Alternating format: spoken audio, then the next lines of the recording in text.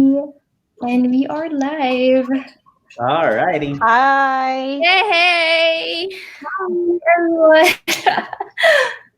So let's see Okay. the stats of R dancel.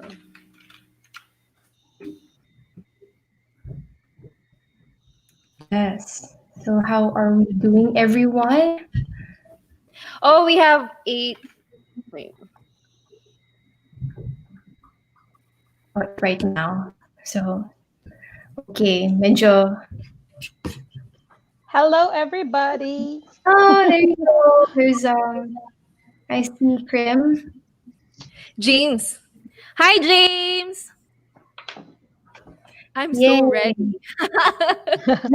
we are we are ready You guys are too. so early. Oh, hello, Papa Hello. Pax.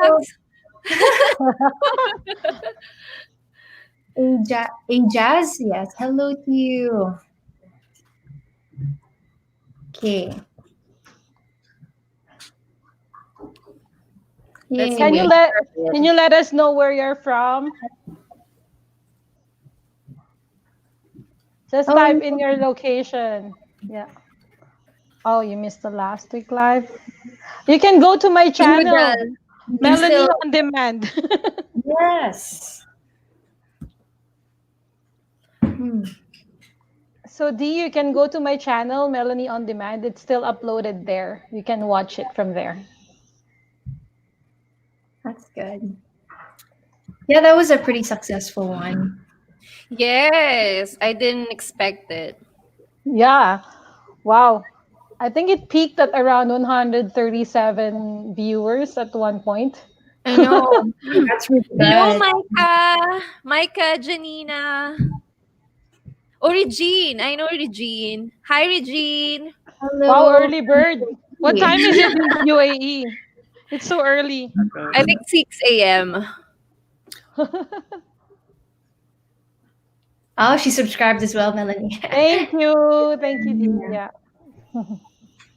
There's one from Hamza Javed from Pakistan, Oh, hi. Wow. Wow. Ali from Saudi Arabia, Hello. Wha- UAE ha- from AM. can you still remember, Melanie? Like, how do you say hi in Arabic? Hi. I I just forgot. know mabruk. Oh, it's like, yeah, Mabruk is like congratulations, isn't Yeah. it? That's good. So we'll just wait for, I guess, a couple more minutes to before we begin. How was everyone's day? Like, did you guys come Oh, from work? I work today. I'm not supposed to work today. Oh, yeah. I usually don't work Fridays, right? Fridays. Yes, but because we had a Remembrance Day, Oh. so Mm, I want to work like 4 days in a week. Mm. I In my work case, today oh, sorry. too. What's that, Jason? Sorry. For myself, I didn't have work today, so I just stayed home and then prepared what we're Wow. do it and the setup as well. So I work till 5, from 6 a.m. to 5. I'm so tired. oh, really? But it's I okay. appreciate you being here. Thank you for taking the time. I know you must Of feel super. course. Of course for you guys. But I will be off tomorrow and Sunday. So that's okay. Oh Okay. yeah. I think they're saying Dee was saying they're having a tough week because of the typhoon. Yeah, Yes. Sucks. I've seen the news. I heard of It's it. horrible. yeah, Yeah, I saw some photos. yeah. Yeah, I pray for the Philippines. Oh It's just no. like every year we have this, right? We always experience this. Yeah, like right now, I think a lot of people don't have electricity. They don't have access to internet, so Yeah. um, it's quite unfortunate for them. So yeah, Yeah. they're I see that post a lot too. Like the Filipinos are resilient, but then it's not a question of resiliency. It's more of Yes. action from our government. So yeah, climate change is True. real. Yeah. Well, we had Gotta make we had like I think 30 centimeters of snow this week, last week Saturday. Mhm. So what? yeah, winter is here in Edmonton. So particularly in Alberta. So we are also, you know, in this time of the year. You you also have a snow typhoon. Yeah. Yeah, It I'm was like still. it was very good like for the past few weeks, and then Yes. suddenly 25 centimeters of snow. They said that the winter this year is going to be bad. I don't know if that's true. Oh, we have 28 watching right now. Yay. Yeah. Right now, though, I'm still like adjusting to the weather. Like it's hard for me to complain because it's not snowing. It's like 4 degrees usually early in the morning, and also late at night it would come down to yeah, like 4 to 6 degrees. So it's still Oh, not that's good that cold. now. Do not complain. You're still lucky. Yeah, it's -5 right now here, Rachel. Minus Minus five. five. Oh, Wow. you must be layering a lot. Yeah, starting to. We have the same weather, Rachel. I know, like, yeah, how's it like in Victoria? Or Oh, it's the same. Like yeah, 7, 12, sometimes at 14. And then I think it's still okay.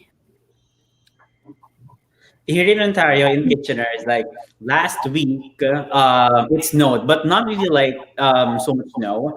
And then after last week, this week for like four days, we experienced like 20 degrees, 21, something like that. So Oh, it's really? Wow. Number? so it's like okay, so that's why like a lot of people I saw a lot of people again went outside just enjoying again the sun because like that was I think the last day was last Wednesday. Yeah, last Wednesday was still like 18 degrees, and then right now Wow. it is 0. And as per the weather forecast, we're gonna be having some snow. Maybe it's gonna be like just snow flurries, but not much snow. Mhm. So it's I mean the warm weather here in Ontario is now really decreasing, so we will be feeling much of coldness now. Mhm. It's just a bit weird, right? Yeah. It's So still I part of Ontario. exactly. I am in Kitchener. I am in it's actually near Chicopee Hill. If you know, yeah, I'm near. Yeah, it's like a block, 2 blocks away from Chicopee Hill for the Crim. Yeah. yeah. Yes, and it's on in Ontario, yeah, right, yeah. Yep. Yeah, that's great. Also, how is the snow there? Is it dry snow? We don't have snow yet here in Vancouver. Or it's still like, but I know that I have to layer up. It's weird because when I see it bright and sunny outside, I feel like I have to wear thicker jackets because it's actually colder than when it rains, right? Or when it looks gloomy outside. When it looks gloomy outside, the weather is like at like 8 to 10 degrees. Like it's still tolerable, but on a bright sunny day, it's gonna be around 6 to 8 degrees. So yeah, Yeah. that's what I learned from people here. They're like, if it's sunny, it means it's gonna be really cold during the fall and winter. Layer up, Yeah. but I don't know if that's true or not.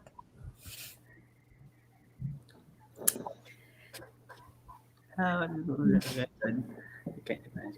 Okay. Okay. Do Right. you want to start now? Yes, okay. So let's begin then. To the viewers out there watching, welcome to our channel. We are so thrilled to have you guys here. Today, we are going to talk about working in Canada as international students. So I have four panel members with me today, including myself. and we will be sharing our experiences as international students here in Canada. So, um, yeah, just a couple announcements. We will be doing a longer Q&A in this video, so that's good news for everyone. Yeah. Please try to reserve your questions for later on. Yeah, we're hoping to allot half of this live stream for Q&A, just so that we can trickle in more questions from you guys. Um, there's a big disclaimer, however. We want to emphasize right off the bat that we are not immigration consultants. We are not immigration lawyers. We are merely DIYers sharing our personal experience immigrating to Canada.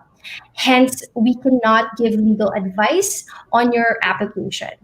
Um, yes, so please try to avoid sharing personal information in this live stream, as we also want to protect you because we don't know what others might do with that information. So try not to divulge as much personal information here in the live stream. Um, what else? Anyway, I feel like I'm talking too much, so let's start with the introduction now. So let's start with MC. Um, Yeah. So hello, yeah, guys. I'm um, MC, and for those that doesn't know that I have a YouTube channel as well. It's SLE Canada, or Study Live Explore Canada. So I make videos for international students who wants to study here in Canada. So I started it in 2019 December. So yeah, so I also created the website, a mentorship website where I collected all my resources, my blog. So for future international students, they can use my website just to use that as their guide. And then I also created some groups for us to connect. So I have a study SLE student lounge for all international students. So all from, if you're from Pakistan or if you're from China, you're welcome to join us there. And I also created a Filipino group, Pinoy Canada student visa. So all Filipino international students, aspiring international students could join us there as well. So yeah, I'm from the Philippines, specifically in Cavite, and I'm so excited to be here with you guys and share our experiences about our part-time jobs. And I'm pretty sure that we will be able to share some valuable information tonight. Thank you so much for that. Let's now move on to Melanie. Could you briefly tell us about yourself? Hi everyone, I'm Melanie, and I have a YouTube channel as well. It's Melanie on Demand. So the first live stream that we did is actually in my channel. It's over there. It's uploaded. If you missed it, you can just go to my channel and watch it from there. And I also have a Facebook page under the same handle, Melanie on Demand, where I share tips about being international student to permanent resident.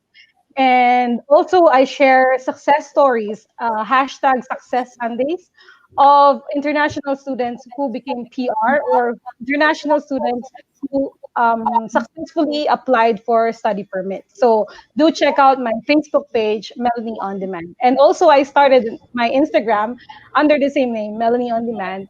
Please follow me on my socials. I am currently in Edmonton, Alberta. I actually studied at SAFE in Calgary, Alberta, but after I studied, I got a job here, which is just actually 3 hours away from Calgary. So still in Alberta. So if you are watching my channel, you know that I'm now a permanent resident in Canada. So if you're interested, yeah, about my journey here in Canada and how I got my permanent residency, please subscribe to my channel and watch my videos. Thank you. Thank you so much for that. And now let's move on to Jayson. All right. So, hello everyone. Kamusta sa mga Filipino? So, as you know, my name is Jayson Jim. As you can see, it's a big screen in the Wow. right?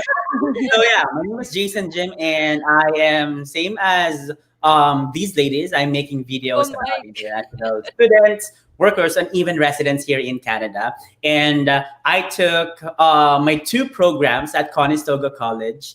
I'm in Kitchener, Ontario, and I also have my Facebook page and also my Instagram. Again, same name with this, so you can just follow me, and you can also watch my videos as well in YouTube with the same name. So that's it. So I'll be share. I usually share about my experiences as well as an international student, and also how I apply for my permanent residence, because for it now I am still in my post graduation work permit, or the PGWP. So see you, and don't forget to subscribe to our channels. Yeah, so subscribe Yay. now. Yes. So last but not least, hi guys. My name is Rachel Denzel. I am currently based here in Vancouver, British Columbia, but I'm originally from Manila, Philippines. My YouTube channel handle is rrdancel, which you will find on the On the other side. side of the see it's reversed. Yeah. Yeah, I also have a TikTok account where I usually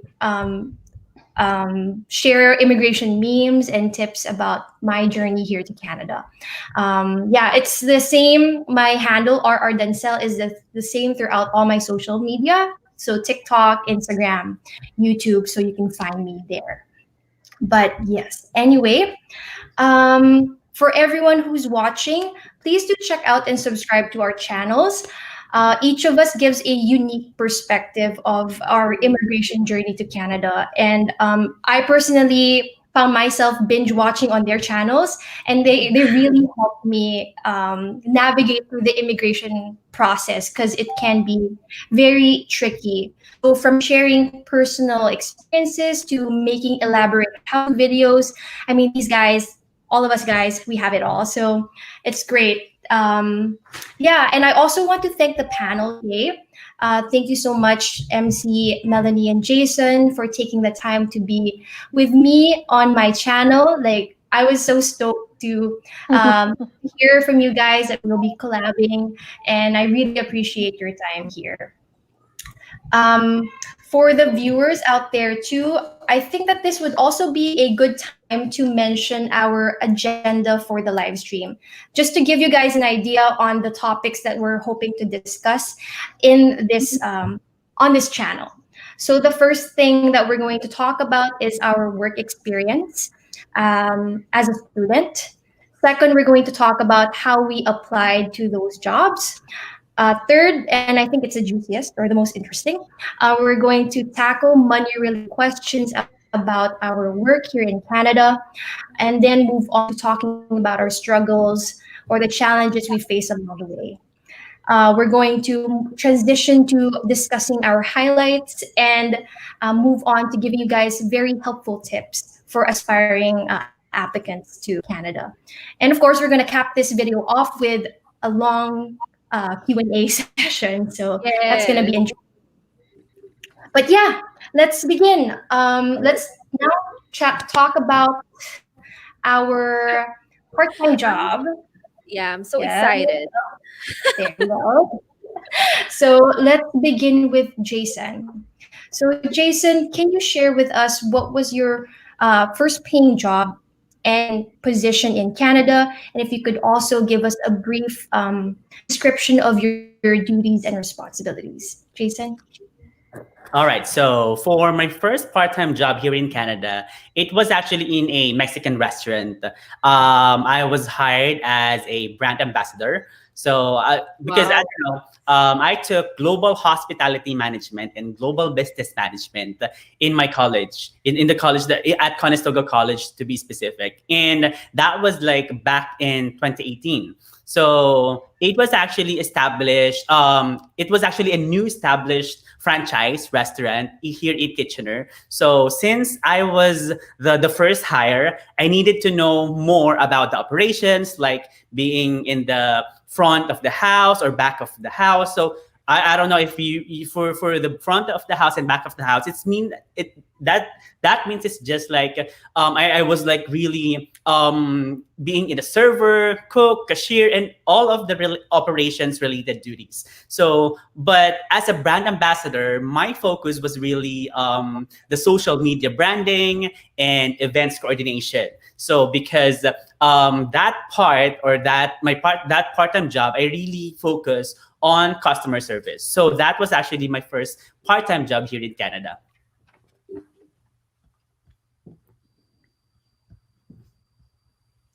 Oh, Rachel, you don't have sound. Yeah. Are Sorry. you on mute?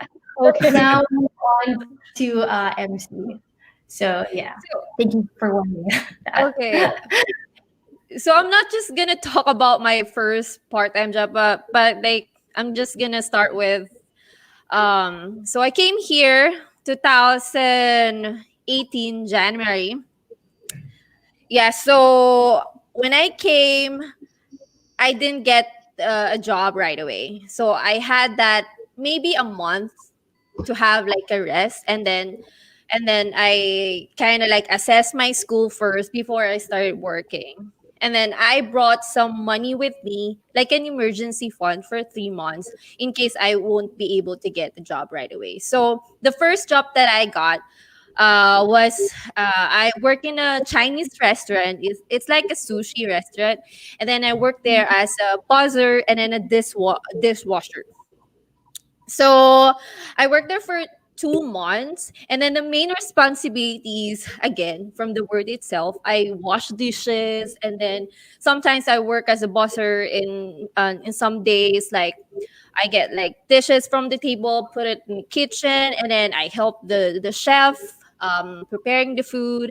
I like janitorial I think tasks. I did that as well.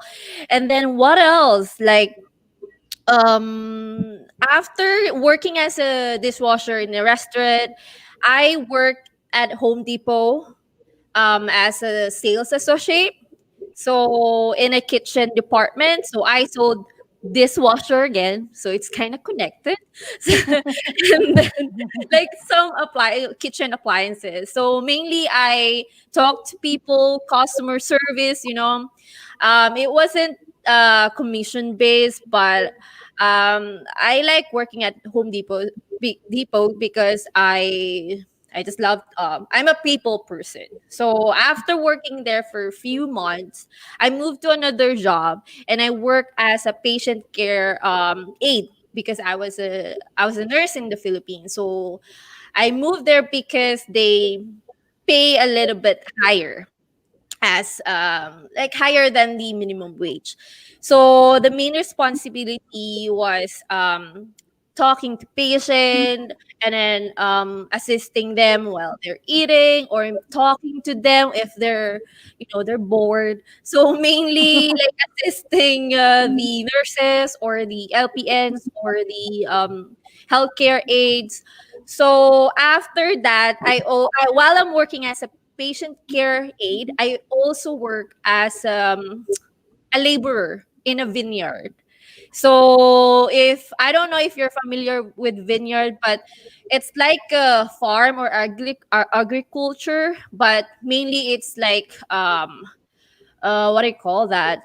Apples, grapes. So yeah, I'm gonna explain. But like the main responsibility was I did pruning. So it was Nice. winter.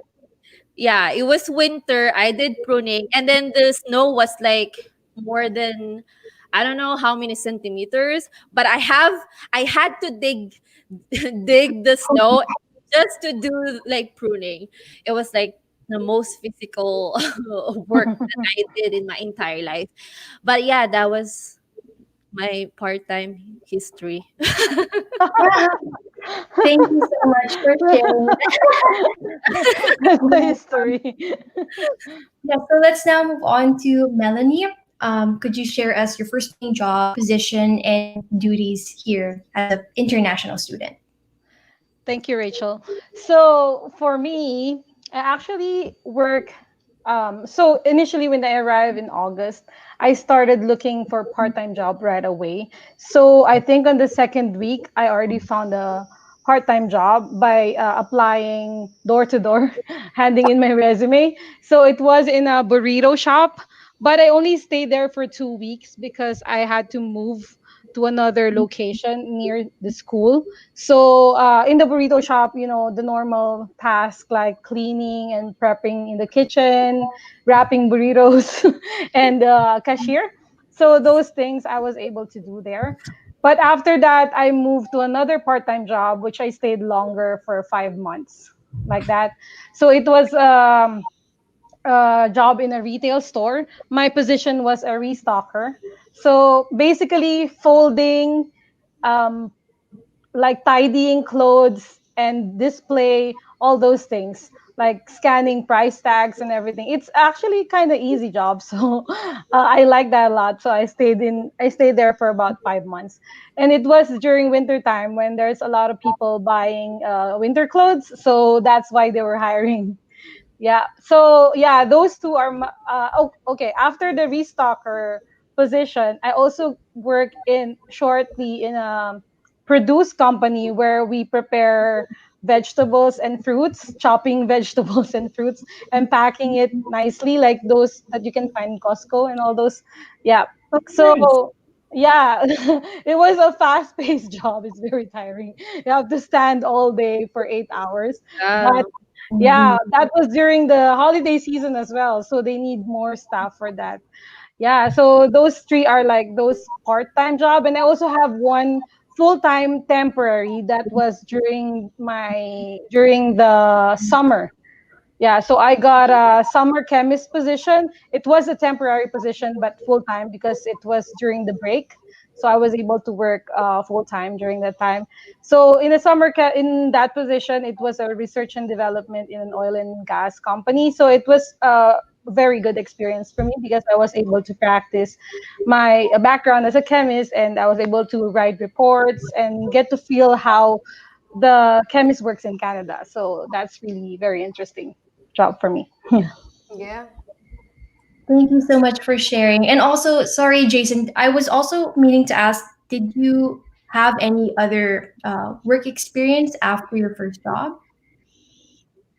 Yes. So here in Canada, as you know, if you are a part-time student, especially for international students as well, even if you are allowed or you can work for 20 hours per week, some of the companies are usually like can provide you or can offer you the full 20 hours. So what I did was like even I was working in a Mexican restaurant. Even I felt like I remembered I was just having like maybe like 10 hours per week. So of course that 10 hours that didn't really give me much or to earn money for my cost of living here in Kitchener. So what I did was I applied to other company which is a hotel. So the good thing here in Canada is that if you are an international student, the companies that you will be applying is like they will ask you what would be your specific number of hours for them, or what are the specific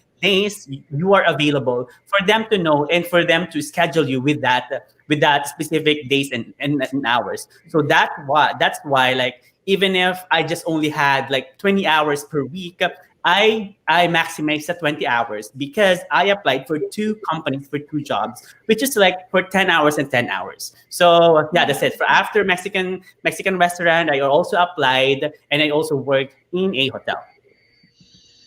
Wow, that's so nice. At least you were able to like really make the most out of your conditions of Yeah, working as a full-time student. that's right. So yes. As for me, my first paying job in Canada was at a consignment store. So consignment store is like a secondhand shop, and they sell like luxury or high-end clothing and other apparel. I was a part-time sales associate there, and yeah, part of my duties included managing the inventory, um, talking to customers. Like usually I would stand by the dressing room, and then when someone comes out, I try to comment. I try to like give like my 2 cents on what they're wearing, and also like overall try to maintain cleanliness around the store. So that means steaming clothes. That was fun. Like I usually am used to ironing clothes. So when I found out there was just steam it, Are you addicted to like it? wrinkles. All these wrinkles are all gone now. And yeah, I just found it to be a very interesting job. Aside from that, I also sweep floors. And then I Mhm. like to organize like clothes by on the racks by season, by brand, by color, and whatnot, by Yeah. size. So yeah, I think I applied my OCD very well. And that's like okay, I can marry condo. The Your whole boss probably loved you. yeah, I try to keep things very orderly there. And it's like now I kind of gotten tips as well on like, oh, okay, this is how you organize stuff, how you keep things. I have a Yeah. And question for you, Rachel. yes. So, for example, a customer was in the dressing room, and then she went out, and then so like, if she didn't look like, do you still tell her like, it's like, did you still tell her like the positive side, or what do you think? What did you do? Well, for me, I'm all for like freedom of self-expression. So I'm usually like some if it's for example, not all styles. Like I don't wear all types of styles, right? But I respect all types of styles. And sometimes I'm also quite surprised, like, oh, I didn't know that that worked. Like that kind of like outfit worked well, or like, oh, I didn't know that that was in fashion, or like, so it's I'm actually learning a lot. And yeah, I also try to give an honest opinion when they tell me like, oh, okay, does it is the size right? And I'm like, oh, I feel like it's a bit tight under your I just try to give my honest opinion about it, but I still try to be very respectful of it. So I want to yeah. insert something. So give like one of the most maybe most unforgettable experience in your part-time jobs. How about like let's start with Jason. All Okay. right.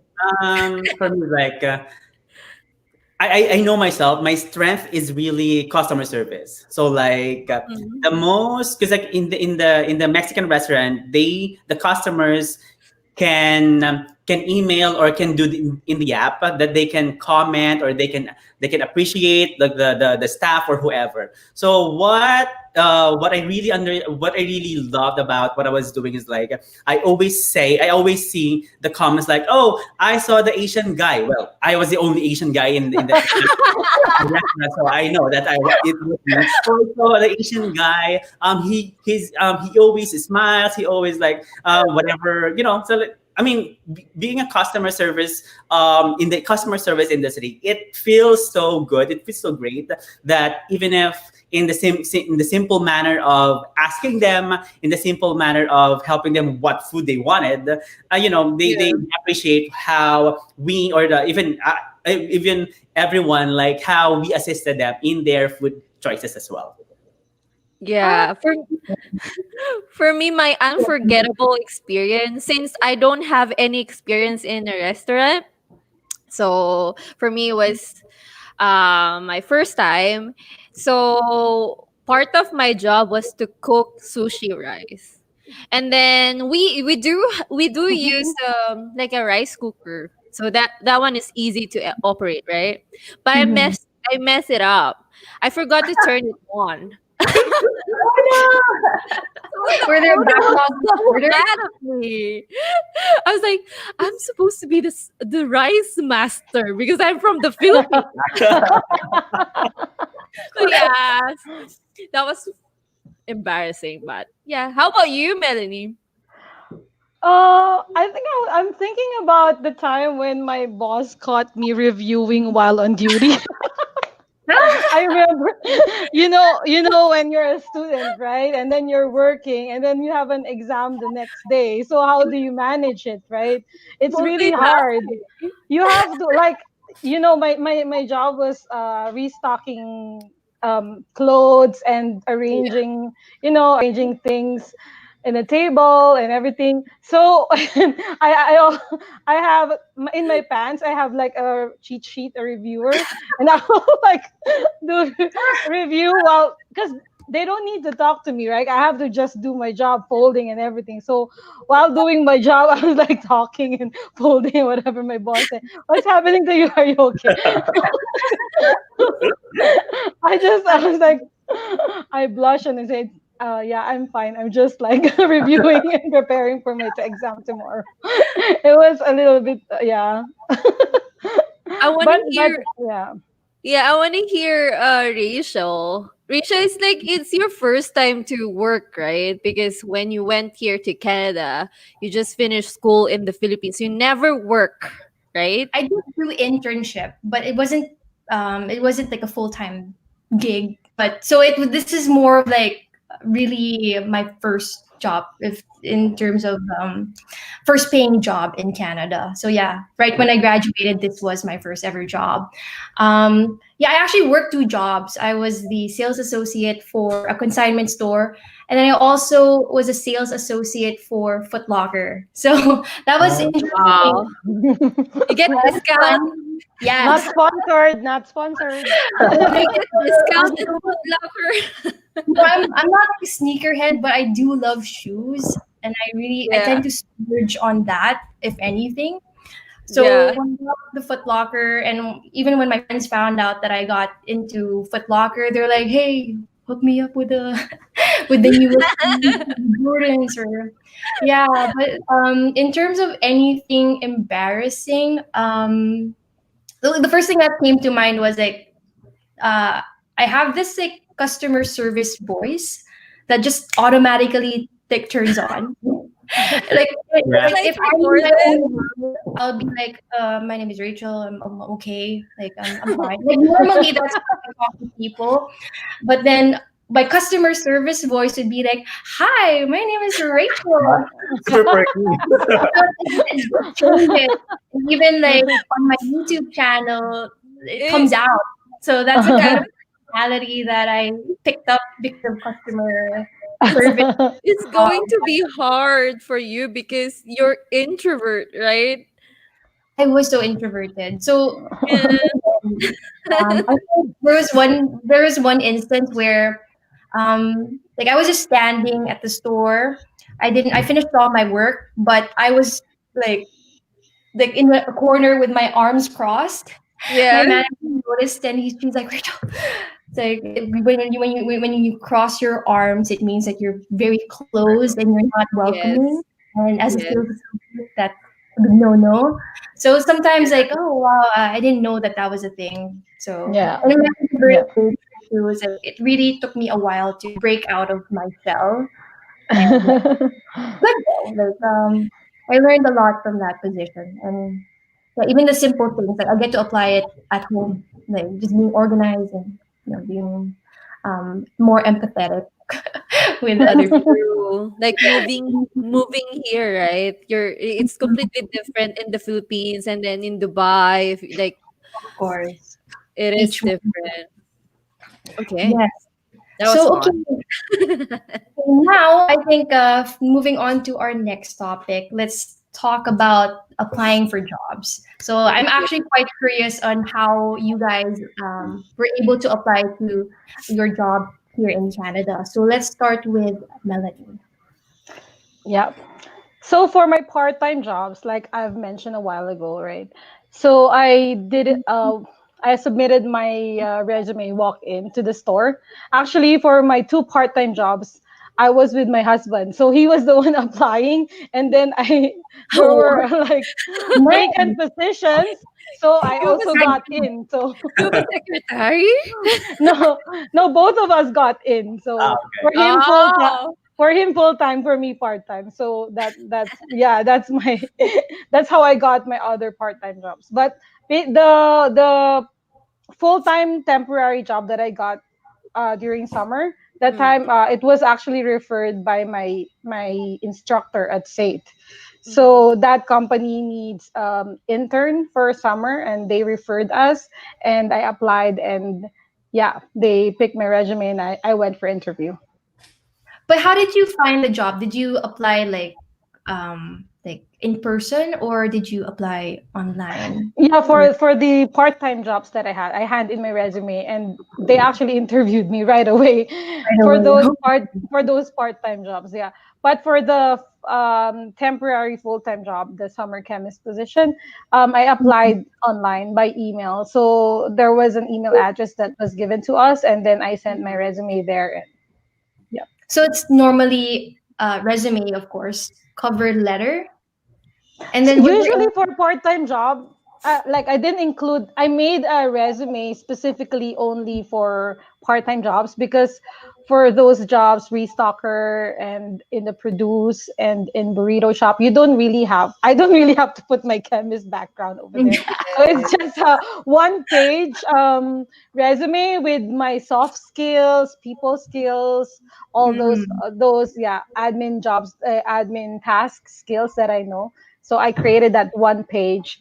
Actually, my uncle helped me edited it because yeah, he's a Canadian and he said these are the things that they're looking for and blah blah blah. Oh, that's good. So yeah, so basically it shrink from three, it shrink down to one, Yeah. and that's the one I used for part-time jobs. Yeah, Mm-hmm. It's actually interesting because, like in the Philippines, people still have to include their photo ID, but yeah, here not Yes, here. it is. it's a big no-no because Yeah, not here.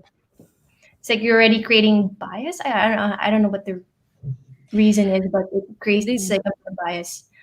they said that they don't want to discriminate you based on your Mm, color, your like if Yeah, you're Asian, right? you don't mm. have to include your age, No, you right? don't have religion. Like in university, we were asked to include Oh. our religion in our resume, and I'm like, but why? What Yes. does Yeah. it have to do if I'm Catholic per se or Muslim, right? Like I Yes. don't understand that. So yeah. Was there anything, Melanie, in particular that stood out from your interview? Like, did they ask you anything funny or something that stood out from your interview? I was actually surprised because I was expecting a longer interview, but maybe because it's just a part-time job, they probably they asked me about myself, my status, and why did I apply for the job and all those very basic things. And yeah, and I got in. So I think because they really need people that time because during that time it was winter and there are a lot of people shopping for jackets and all those. So yeah, so it's a very fast interview for those part-time jobs. But for the other one, the summer chemist position, it was a panel interview. So yeah, it Oh, was like a full-time, yeah, panel interview. So yeah, it was my first official interview in Canada, and No. it was very interesting because I can see that during those times, those guys who interviewed me, my boss, they're actually very knowledgeable, and I tried to highlight my experiences and I tried to sell why they need to hire me. Like I told them that I already have the background, and since only want 4 months, you only need 4 months of work. You don't have to train me anymore because I know what to do. All those things. Yeah. So I also told my boss that I searched them on LinkedIn. well, It's kind you of know, if creepy, it's like but pro. yeah. I think they'll see it if they're like pro in LinkedIn that people viewed their. I don't know, but that's. Oh, I But think it's I was like yeah, invisible or whatever. But I incognito. actually, yeah, I told them that because I was so curious about the position and I know who's gonna interview me. I searched them up and I know, I told them I knew their background and all this. So, but they were impressed actually. They hired me, so I think so. Yeah. Yeah, No, yeah. that's But actually it's good less. because you've done your research. Yeah, it's showing that yeah, I know the job that I'm gonna do and I'm interested in that company. Oh, so That's yeah. actually pro tip for the people out watching right now. Like really good to do the research beforehand so that it will just be smooth sailing in the Hmm. app process. Yeah. So okay, let's now move on to who's next? MC. Could you share with us your How did you find your job, or how did you? Mine. So as you know, I got like four different part-time jobs, right? So Mm. for those that don't know, that I studied at Nova Scotia Community College in a small town in Nova Scotia. So you'll not expect a lot of jobs there. So it wasn't that hard for me to get a job, to be honest. For some people, that was their for like they're hesitant to go to small towns. So for me, my first part-time job, I got it through my landlord. So it's through referral. To be honest, if you're eyeing to go to a small town, or maybe you want to go to northern Ontario or outside the city, your first I think skill that you need to have is networking skill. You need to connect with community. So the first the dishwasher job in a restaurant, I got it from my landlord. So my landlord just refer me to the owner. So and then I got the job. I didn't have to change my resume. You know, I don't have to do that. I just got the job right away. And then the next job at Home Depot, this one is really funny. It was an accident. So Felix wanted to get a job at Home Depot because he's like, he wants to work with tools and stuff. And then I just Mm. went with Felix, but I brought my resume, because I want Just in Same case experience. it's your motive. I brought my resume with me, and then we went there together. But Felix, during that time, he didn't work for, I think, almost 8 months because he's so picky. He doesn't want to work in a restaurant. He's not a people person. So we went there together, and then Mm. it was a job fair at Home Depot. So Mhm. and then after, so it's a impromptu interview. So the interview was during the day, during the job fair. So after the job fair, I don't care if I don't get the job. Like, it's fine with me. But for Felix, it was like, I want to get this job because I don't have, like, I've been sitting at home for almost 8 months now. So and then after, I think after a few days, I got a call, and then he didn't get a call. So Oh I got no. the job. He was so mad at me because he said, "Why do you need to apply? You have a dishwasher job." I said, "Me, I just tried. I didn't know they're going to pick me." And it was like a 3 series of interview. When I got the job, I felt bad too for Felix, but I don't care. I want to go to Home Depot. I So mean, what? no, What? I mean, like, I'm sure that he's happy for you too that you got, like, at He's least kind like of one for jealous. the team, right? He was jealous at me, but what can I do, right? So, and then, oh, I forgot. So I got, it was a 3 interviews. I one during the job fair, and then the second one with the department head of the kitchen, and then Mm. the third one is with the general manager. And the general manager is so nice. So nice. And then after that, so I got another job in a long-term care facility. So this one, I got it again through connection. So that's why it's so important to connect Important. with other people. As you know, I'm so, I think I'm the opposite of Rachel. I'm very what do you call it? What's the opposite of Extrovert. extrovert person? I attend every party when I was in Nova Scotia. Oh, So I attend Bible study, and then I attend another activities. I attend volunteers, right? mhm. So I got the patient care job through Filipino. It was I attended a Bible study, so that was like every Saturday. And then she's working as I think she's working as assistant nursing director. So she has the position. She has the power. So but then I Connection. didn't go, yeah, so I didn't go through her. I just went to the long-term care facility and then I submitted my resume to the director. I handed in. And then I give the heads up to my friend that, hey, I submitted my resume. And then she backed it up. So there was Mm. kind of like referral too. Yeah. Because she, Sometimes it's like what it's not about what you know, it's also about who you know. yes, Right. Exactly. exactly. So So expand.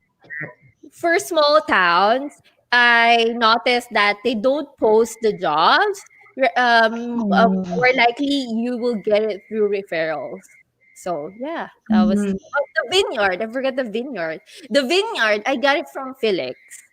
Felix got it, and then Felix asked me like, "Do you want to work?" Yeah, sure. And then I work. I didn't know it was Like like powering through all these jobs. we And working like not together. even related. Like how did you like how do you jump or how do you explain your in the application process? Like, okay, you came from Home Depot and then now you're in a vineyard. So how do you convince your employer that like No, although it's not related Mhm. I got the job, like the vineyard jar. It was summer, so I can get two jobs. to But the then okay. yeah, and then what I like about the vineyard, it was only me, Felix, and another Canadian because it was I think it was winter almost. No, after winter around April or May, there was a little bit of snow. So it was a kind of fun experience for us because I was working outside, but physical work I How long did know. you work for the vineyard? vineyard. Oh my god, I only worked like for a few weeks. I was almost dying. My head. Imagine you have to dig the snow and then you prune what do you call that? The stem. Mhm. I was dying. I said, Felix, I'm not going next week. This I'm done. That's Yeah, good though. so I'm done. I re- I remember my produce job was like chopping the cauliflower and veg and broccoli. I was like, oh no, I chop 1,000 already. Or Fruit Ninja. That. yeah, it was so hard. And standing 8 hours, I was like, It oh my is god, it's so hard. true. The pruning was so hard for me because I was kneeling the whole time. Because the plants Oh, were like here, right? It's not like So gonna- this. It was like small, and then you have to physical. prune, and then you have to dig, and then once you see the stem, you cut it, and then you move to another plant. So we're moving. It was like I think more than 100. It's like you're Um, like crab walking side to side, and yes, then digging, and then cutting stems, and I did a lot of techniques to be fast because I want to go home. It was um, how uh, about for Jason? Like, how was your experience applying for jobs? All right. So what I mentioned earlier, the restaurant and the hotel, that actually I really considered my job in the hospitality industry. But before actually that, I came here in Canada in January 2018. So again, the same thing with MC. It was winter. So the good thing was I was from Kitchener. I was actually I used to go to Toronto because there is like a church there that was endorsed by my pastor back in the Philippines, back in Cavite. And then like I went there like almost like every weekends because one of our church mates referred me to a Korean doctor, and I was taking care of his father because I'm also nursing in the Philippines. So I did like the PSW or the personal support worker or the caregiver to be as easy as that for a month. The thing was like I didn't want it to continue it because first from here in Kitchener to Toronto, if by bus, it took me like 3 hours. So I used to live wow. with my pastor pastor's house. But the thing was like it's kind of like really really tiring because as you know, after my school on Friday at 5 p.m. I needed to go there in Toronto to work, and my work that time was like during nighttime. So from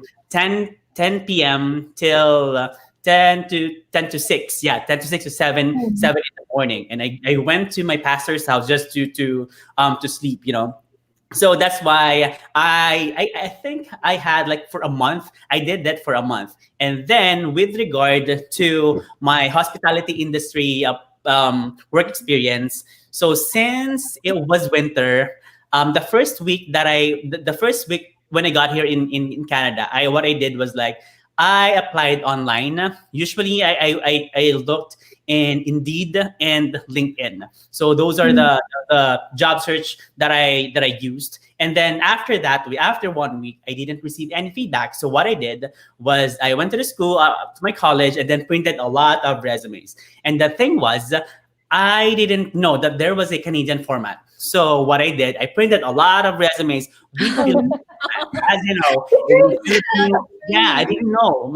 I don't know why, but the thing was like, there was my photo as much as you in the Philippines, right? As many as you can do it, just to show off what you have in your background. So that's it. So but the good thing, with the Mexican restaurant, I went to a job fair as well. So Conestoga College had a poster in our student lounge that they will be a job fair in Waterloo campus of Conestoga, one of the campuses as well in here in near Kitchener as well. So I went there. So as you know, it was a job fair at a lot of companies, different backgrounds and whatnot. In the Philippines, I had experience of healthcare, in customer service, in insurance companies, BPO as well, something like that. So the good thing is like I applied almost every companies that were there. So this Mexican restaurant, it was, I think, the general manager was there and the owner was there as well. So it's just an easy interview. Maybe it took me like 10 minutes to introduce myself, what are my strengths, and it's the simple interview for a part-time job, part-timers, of course. And I don't know, they said like they liked me in the first interview, so they asked me to stay until the end of the job fair. But actually, it's 15 to 20 minutes. The job fair will be done. So I finished. I stayed there, and then they asked me, okay, so Jayson, you're hired, and you will be starting in 3 days, because that Mexican restaurant was actually a new franchise in Kitchener. So what I did, my training was in London, Ontario. So for here in Kitchener to London, Ontario, it's like 2 hours drive. But there was a service as well. So that's how I did my part-time job in the Mexican restaurant. And lastly, for the hotel, I just saw it in Indeed and applied in Indeed and their website as well for the hotel. So that's how and luckily I was hired with these two companies during my part-time as an international student. Yeah, that's good. But was there like anything? Okay, I have a question on your transit time. Like, often do you travel from, where was it, from London Kitchener to London. Yeah. So my training is like, I'm sorry. Is it like every day that you have to travel? No. So since I gave them like 10 hours per week, it's just I don't know, it was 10 or something. That was the start of my part-time. So it was like two days in a week. So from 7 a.m. we needed to the service picked me up from 7 a.m. to 3 p.m. to 4 p.m., something like that. And we went back here in Kitchener. So it's still, the company provided those transportation as well. At least you don't have to pay for it, right? Yes, of course. If I will be paying, I will be. No, yeah, it's not worth it. Yeah, because I was actually the first hire of that franchise. So that's Wow. why that's why like I must really know the operations, and Mhm. the brand ambassador thing is like really my main focus. But I really must know how does the company work operations speaking. That's a demanding part-time job.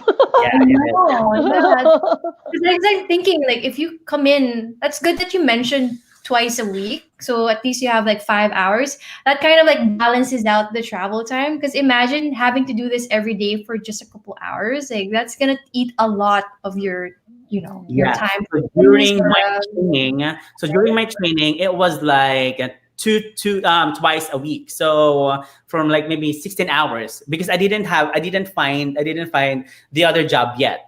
And Mhm. then when the store opened, that was the time that my hours decreased. So like 10 hours. Mhm. So that's the time that I look for another job, you know. Mhm. Oh, that's good that you were able to think Yes. fast and at Mhm. least really get the maximum hours.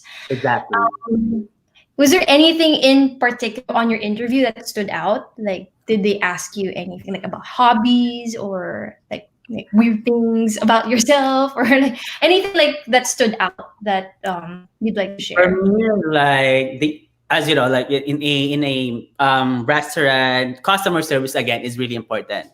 So Mm. again, whenever like I mentioned, I think my customer service skills is I really stood up. So what I just mentioned is that it's really the first thing that you need to know about having customer service. Like you need to be self-aware. Self-awareness is really important on how you deal to other people, because there will be a lot of situation happening in their life, and that you need to understand, and so that you won't be like really sympathizing or whatnot. So it's really important for you to work in a service industry, that you will be aware of this kind of situation. And I mean it's a good thing as well that they liked the answer and my customer service skills as well. Yeah. Okay, thank you so much for sharing that. So, as for me, I did what you did actually, Jason. Like, I also printed a lot of my resumes. Is it in Philippine No more format or Canadian format? Canadian format because Okay. my cousin warned me beforehand. He's like, okay, we have a different format here. He helped me edit some of it. Like, okay, remove the photo. No one needs to know your age or your religion or your height because it's like, right? Modeling job. Yes, MC. Sorry.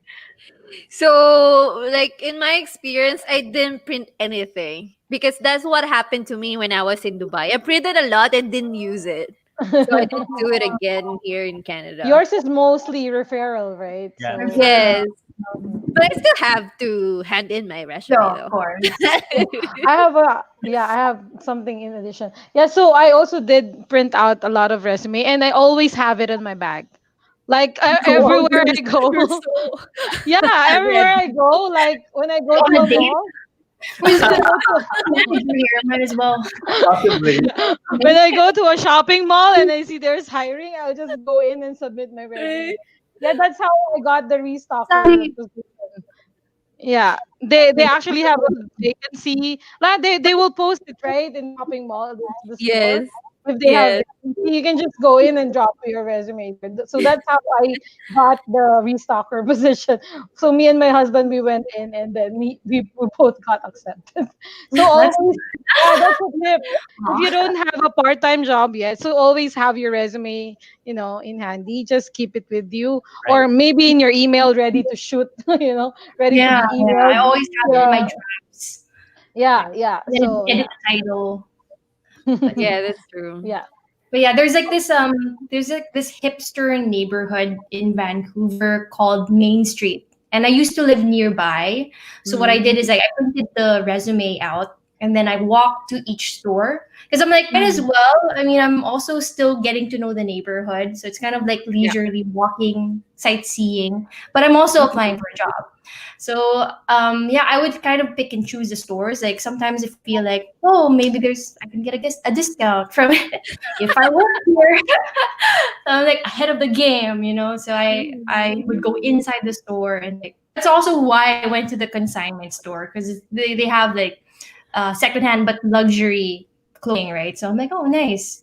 There's like Lululemon, there's Zara. No. They have what else did they have? They even have like LV, but of course I'm not in that level. But it's good to know that they have that, LV, what's that? Chanel, Mm. yeah, all these and even Aldo shoes and whatnot. So I'm like, oh, okay, I kind of see myself here because I want to benefit from it. But yeah, I mostly went to like Ganda. retail and also like restaurants. There was one in particular though when I went in to hand it to the manager at the restaurant. They told me like, yeah, we're not gonna hire you. I'm like, well, why not? Like, we haven't even seen it. He's like, well, you already have a bachelor's degree. You're overqualified, so we can't accept you. So I'm like, Mm. okay. So that was a bit of a at least they're being fair with the hiring process. But the Indirect. indirect, yeah, at Yeah, least they yeah. don't like maybe I don't know, maybe come in and then they're not gonna accept you. So they didn't Mm. waste my time. But Mm. eventually, that consignment store took notice.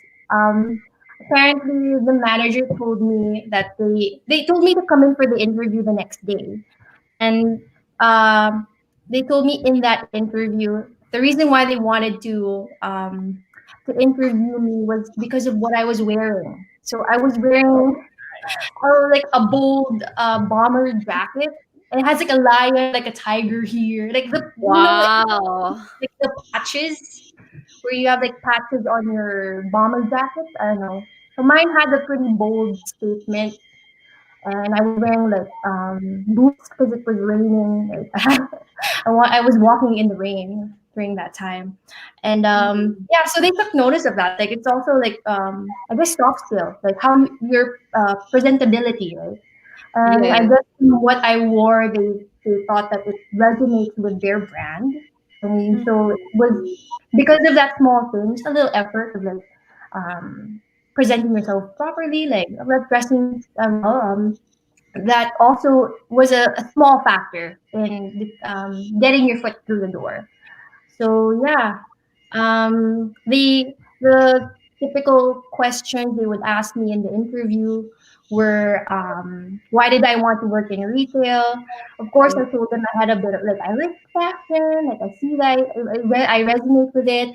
I appreciate people who are into fashion, so I want to learn from them too. And then of course I also told them that I was new to Canada and I wanted to improve like my English and my social skills. So I told them that by being a sales associate, that would put me, at the spot that I have to speak English. I have to socialize at all times. I have to have a good customer service. So yeah, like in cases like this, even though I am introverted, I can like switch gears, right, and still adapt because I need to.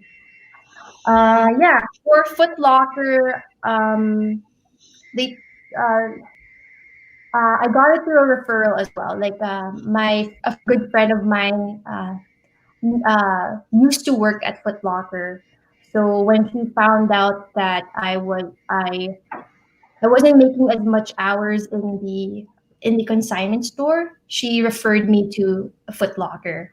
And then yeah, right then and there I submitted my resume. I had the interview the next day also.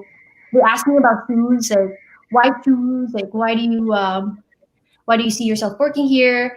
I told them a bit of background, like my dad also worked at a shoe company, and I had a bit of internship in apparel as well.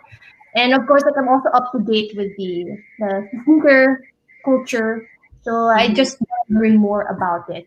And I gave like a small spiel on like your shoes also defines your personality, and your shoes can be a way to connect with other people, right? That's why this so so a little bit, a little dash of a little comic here and there can get you out the door. Were But you yeah, hired on the spot? I was for the consignment. They told me I to come in the next week for on-site training.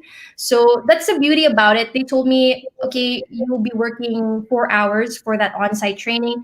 If you don't like it, then you don't have to proceed. If you do like it, we can talk about your hours availability and yeah. So they give Yeah. me that flexibility that I don't have to like once I get the job I have to like start working right away. They still give you that flexibility to choose whether you will like the work culture there or not.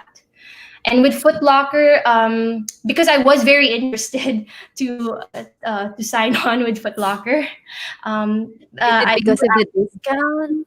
Is it because of the discount was there would be like certain days, like there would be like employee events like quarterly, and then it would be like half off. So that was one of the major perks. That was the only time I could afford like what was that, the Air Max, because it's like a 200 Oh, retail.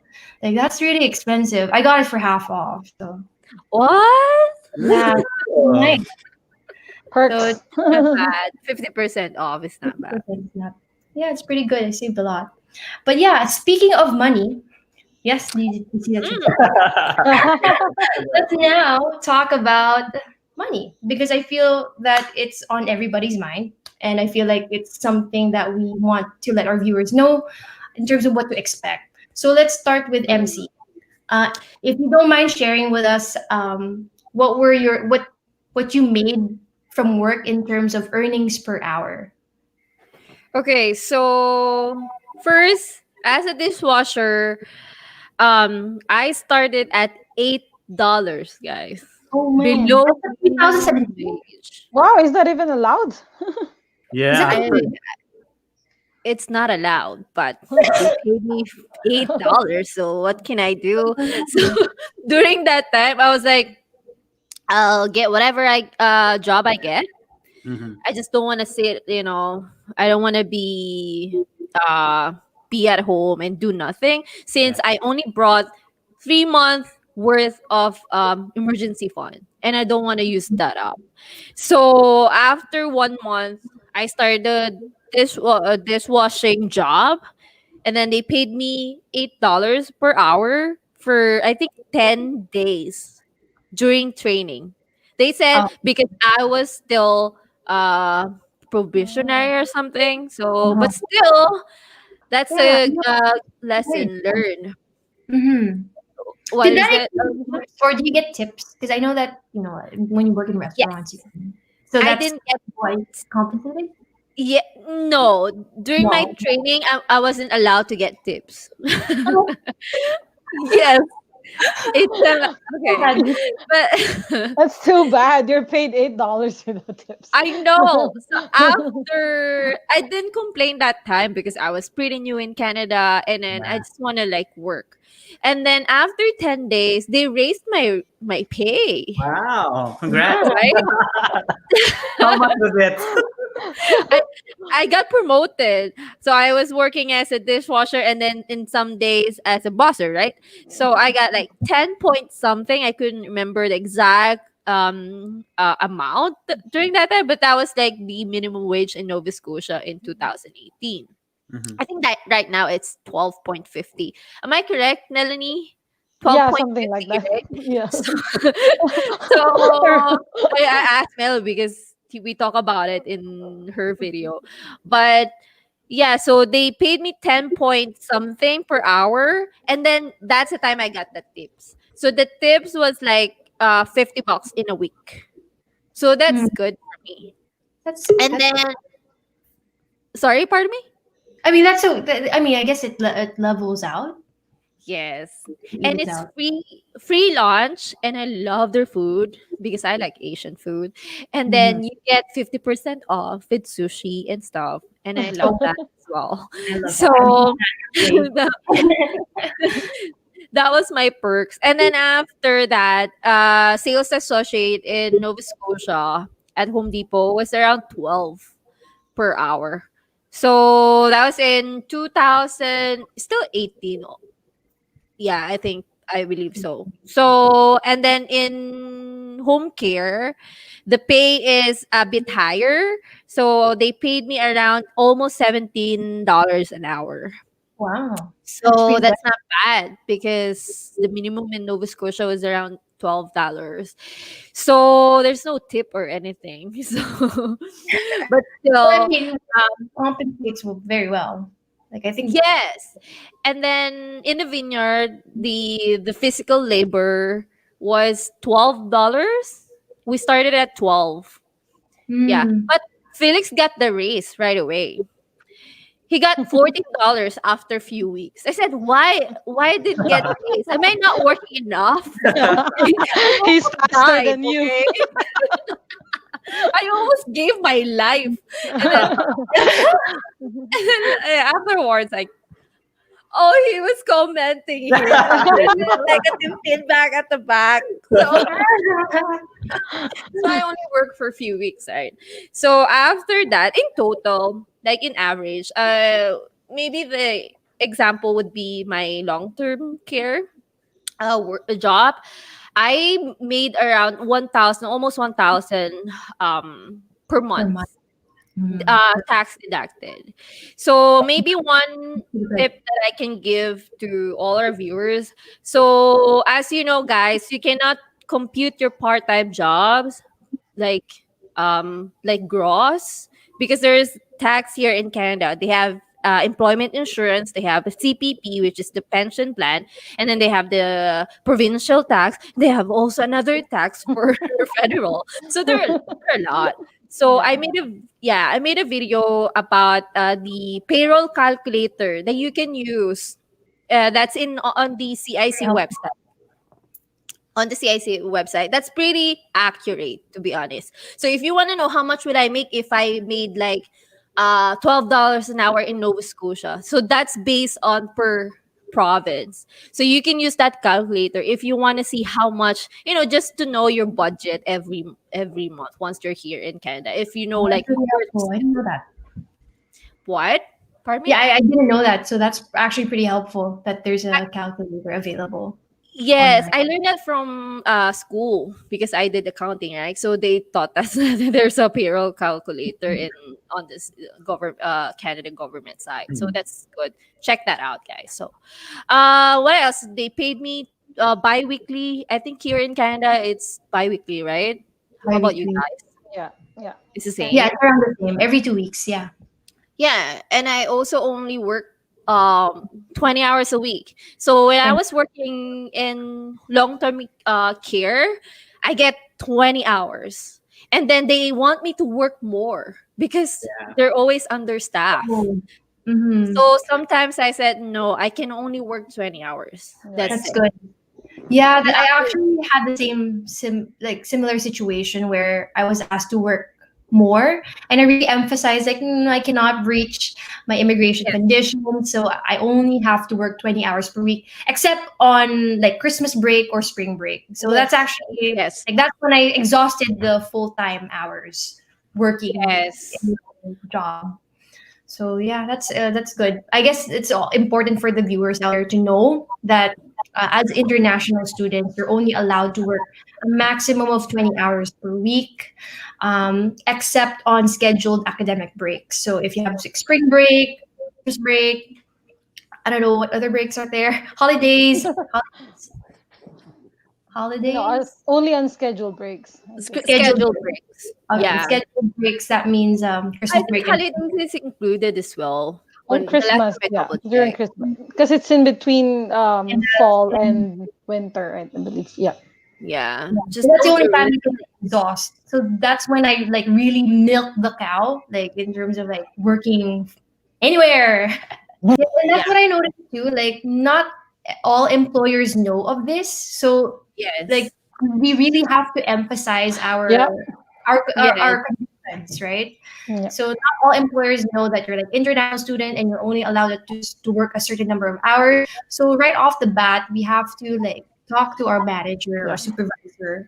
It is Let him, actually your responsibility Mhm. because yeah, you Yes. are an international student, so you have to make sure that you comply. For me, I stick to less than 20 hours. I think I only got like 16 to 18 hours So I'm pretty safe for the Yeah, part-time. because Yeah. if you breach the like they just think of it short term. I know like a lot of people come to me and comment like, oh, well, but what if I need to earn that money? Otherwise, how am I going to support my livelihood?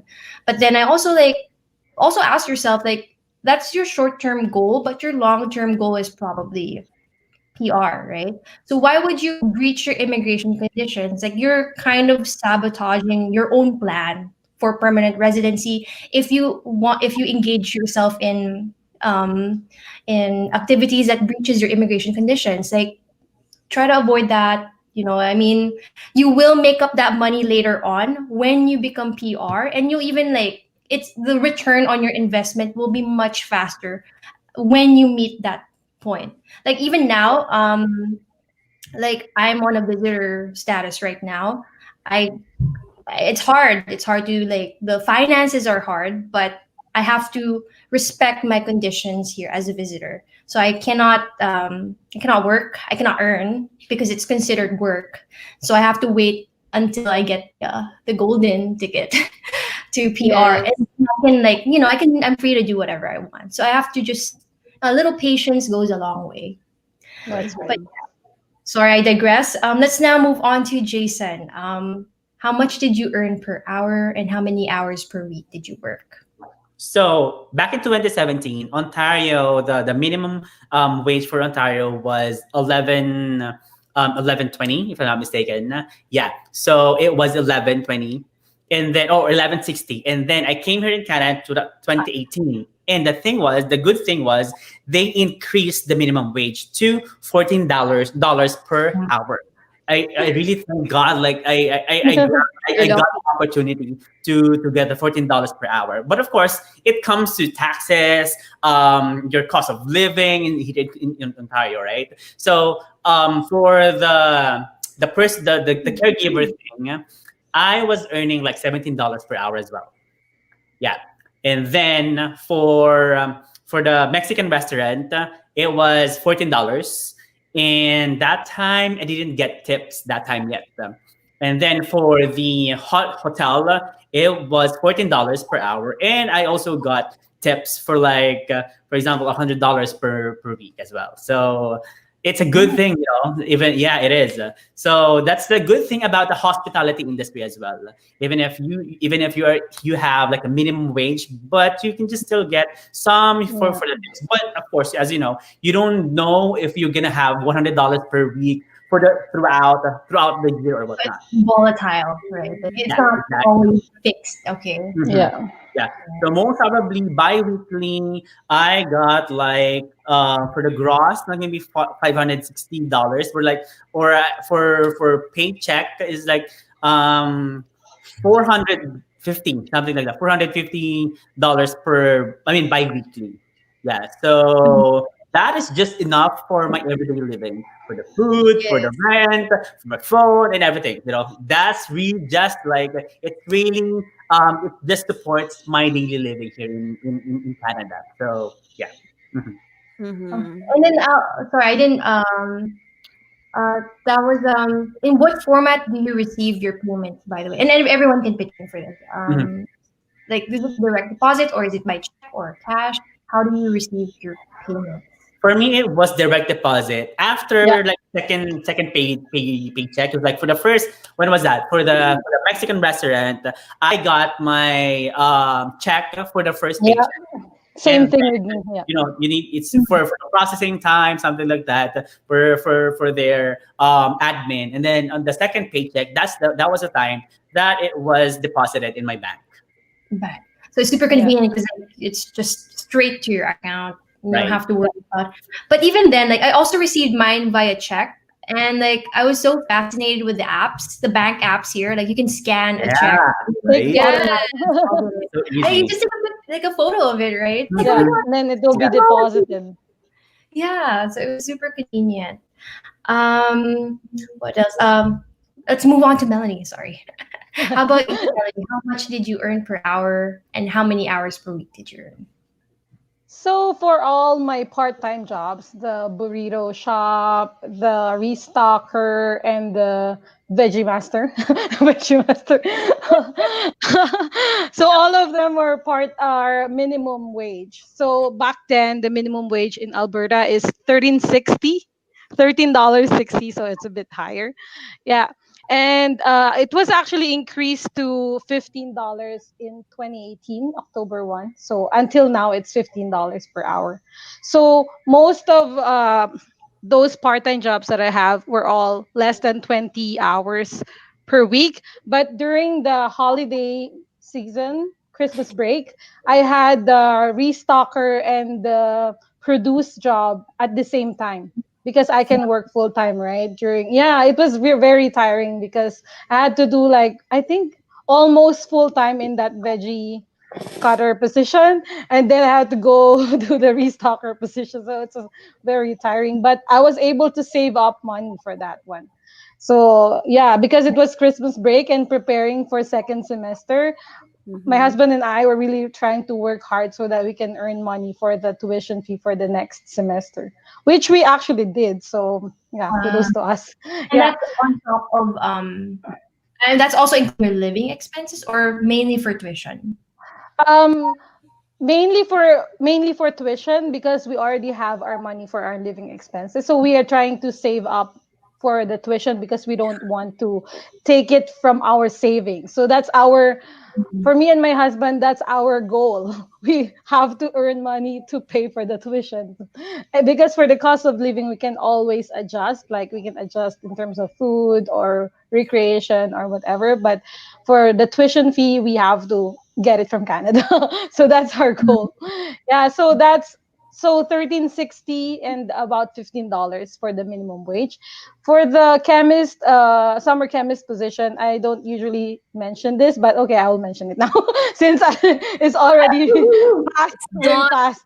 It's done. So I was earning $20 per hour for that Oh, that's position. not bad. Yeah, and it's a full time position during summer, and I was in there for 4 months. Mhm. So That's yes, so yeah, if you calculate like 20 hours times 40, so what happened is every paycheck, so that's bi-weekly, I earn like 1,200, something like that. Mhm. So in a month, I earned 2,400. In 4 months, so I got like about nearly $10,000 and for the and that, 4 months.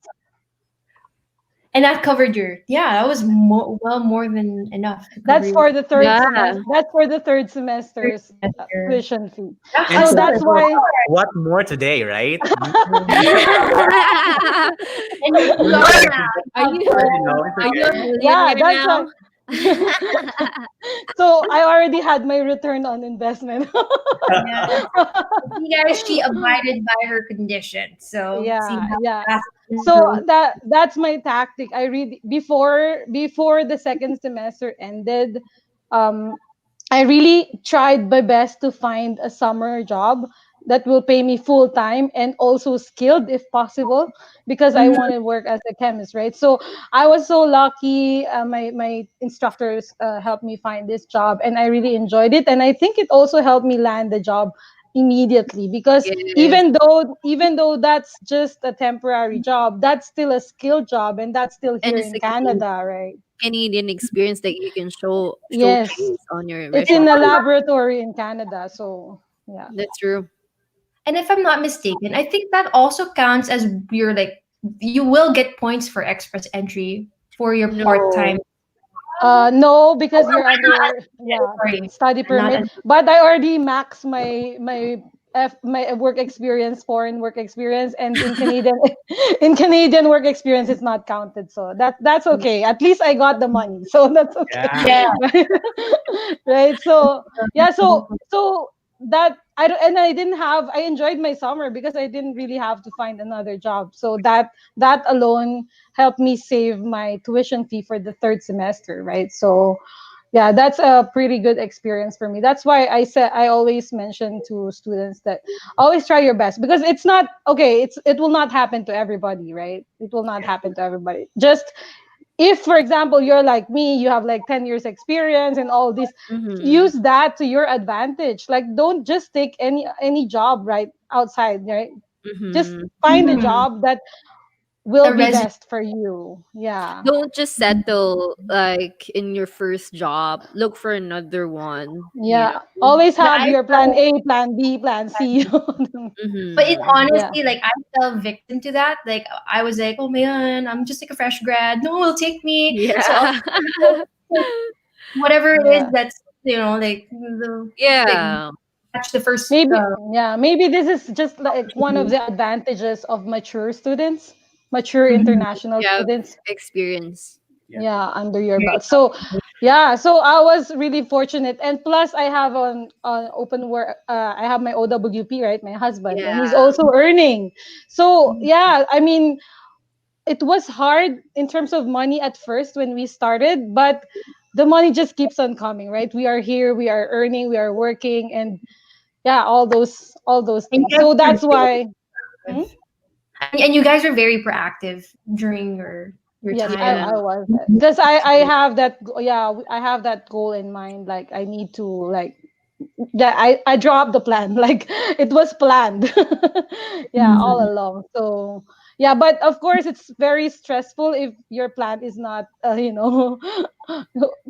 Oh, that's Yeah, not sometimes coming things true, don't go right? according to So plan. Yeah, yeah, but at least it's good to have backups, right? yeah, yeah, that's right. Yeah, so I was kind of fortunate in that sense. But thanks so much Yeah. for sharing that. As for me, like what was it? Yeah, the minimum wage back in 2017 was at 13 something. I think it was 13.85 or 13. It was like $13 at least, and a little bit over in cents. And Hmm. then right now, though, the current minimum wage in BC is at $14.60. But my part-time job then, I earned the $13 per hour. And then I would normally um, work like 16 to 18 hours per week.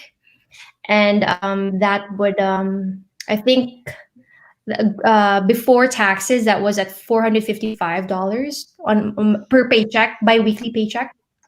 So, but because of the taxes, it would like I'd be like, oh, that's how much I made gross, and then I see the taxes. I'm like, what? I only earned like 380, three hundred I ninety. know. I know. Mm. So yeah, it was a bit like, oh man, like, but at least the taxes, I kind of felt the benefits, because I Mhm. am like in that the lower tax bracket, and then there were a Yes. lot of like benefits. So I did. I mean, it was fine for me, I guess. Um, in terms of how I get my earnings, I also get it through direct deposit, and I would get it every 2 weeks. Yeah, that's the convenient part because it's just automatically sent to my right. account. Then for Foot Locker, I think I enjoyed that the most because I also earned the same amount in terms of per hour, like 13, but they had commission. So at that time, so Mhm. it's like if it depends on how much sales you earn at the end of your shift. So, for example, like I sold to like five customers. The shoes they bought totaled to like $1,000. There would be commission there, and I think it was like I'm not, if I'm not mistaken, 4%. If I'm not mistaken, but yeah, like that actually helped a lot. Like when I compared both my jobs, like I earned the same amount in per hour, but I earned so much more when I worked at Foot Locker, and plus I get to enjoy the benefits uh, Yes. on those events. So it's like I really enjoyed that job.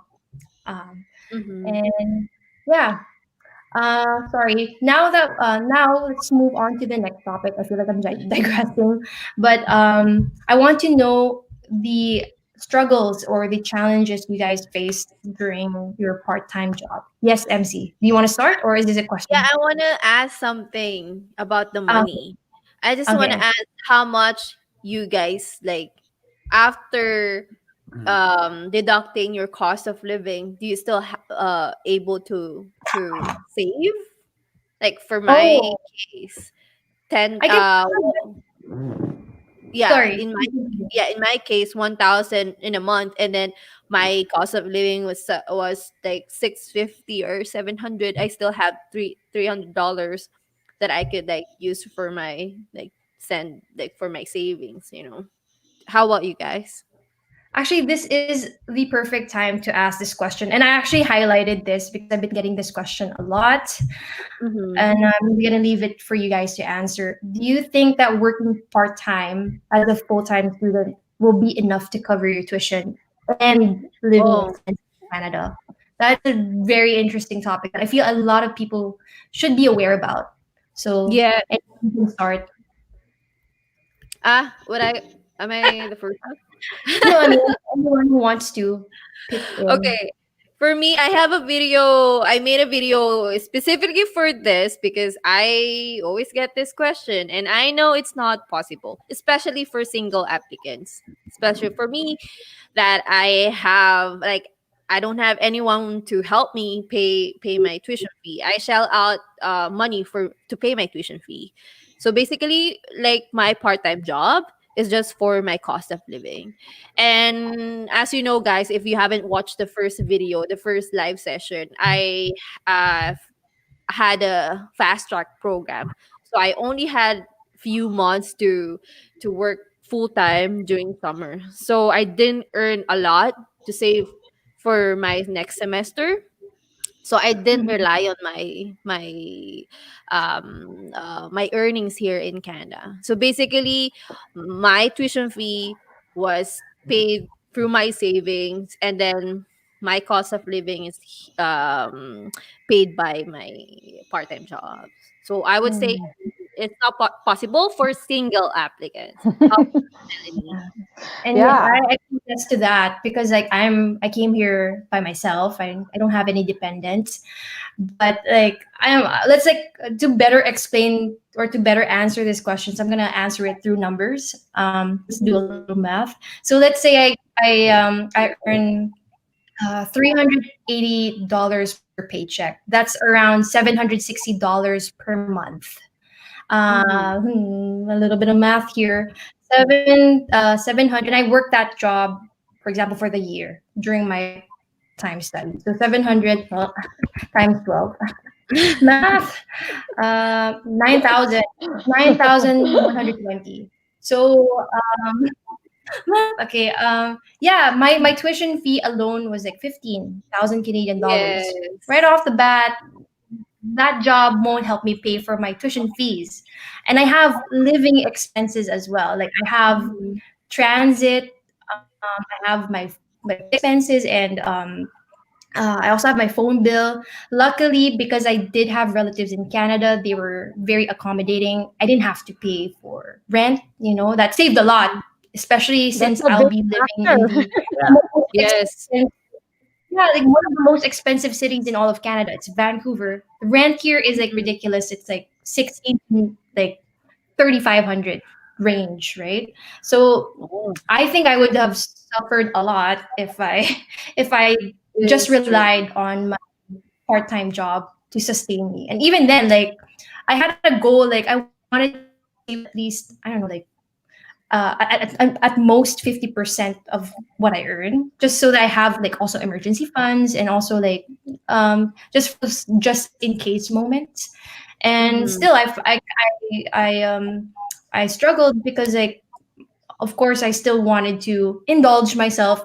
Being new to the country, I'm also still learning about being financially literate. Like just got out of college, I'm still kind of learning the ropes about being financially responsible as well. And then through this process I learned like yeah, it's difficult. It's possible, but it might mean like living a very frugal life, and to the point that there's Mhm. no like sense of enjoyment. So what's the point? So this is where I learned like yeah, it's good to get all the support that you can get. Like if you're contemplating about your finances, like don't even consider, like postpone your application until you Yes. meet your financial goals. If you compromise that, you're also compromising other parts of the process, going through the immigration process here in Canada. Mhm. Right. So what do Mhm. you guys Yeah, so I agree. Like being part timer. If you are a full time student here in Canada, the part time job pay is not really enough. But the thing is, again, as the previous video that we had with Melanie's YouTube, you must still strategize if you will go to Canada. So, for example, I just want to share again in my case, because like I think for if it's possible to like earn like even for one semester. So my program, the Global Hospitality Management, was a 3 semester program.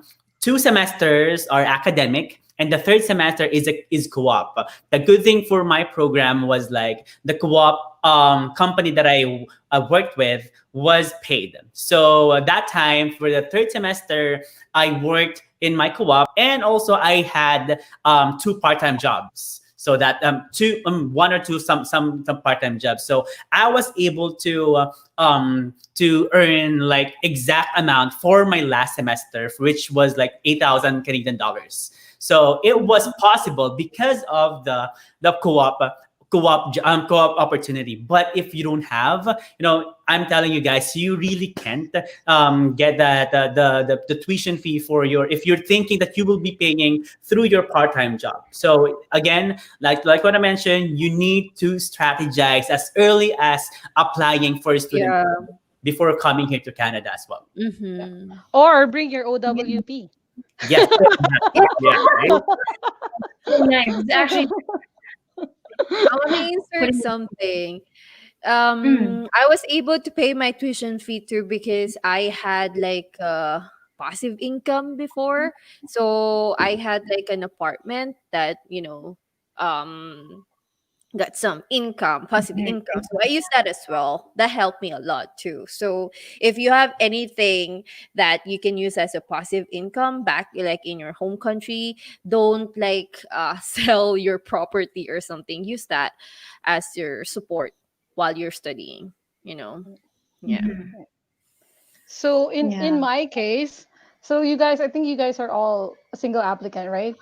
During your time. So for my, yeah, in my case, because my husband is with me, so that's a very very clear advantage if you come here as a couple, and that's Yes. yeah, that's a very how to say, that's that's what stood out for Canada compared to other, like other countries. Country. Like in Yeah. Australia, your so-called partner or OWP or whatever you call it there, they can only work part time if they have if you're studying diploma. But here in Canada, the open work permit can work full time and even more, right? So if, for example, you're thinking to study here in Canada, always try to bring your spouse or your common law partner, because it's Mhm. an it's Teamwork. your yeah, I would say, yeah, it's teamwork, and it's really the way for you to get the tuition, the to earn the tuition that Yeah. you need, right? Yeah.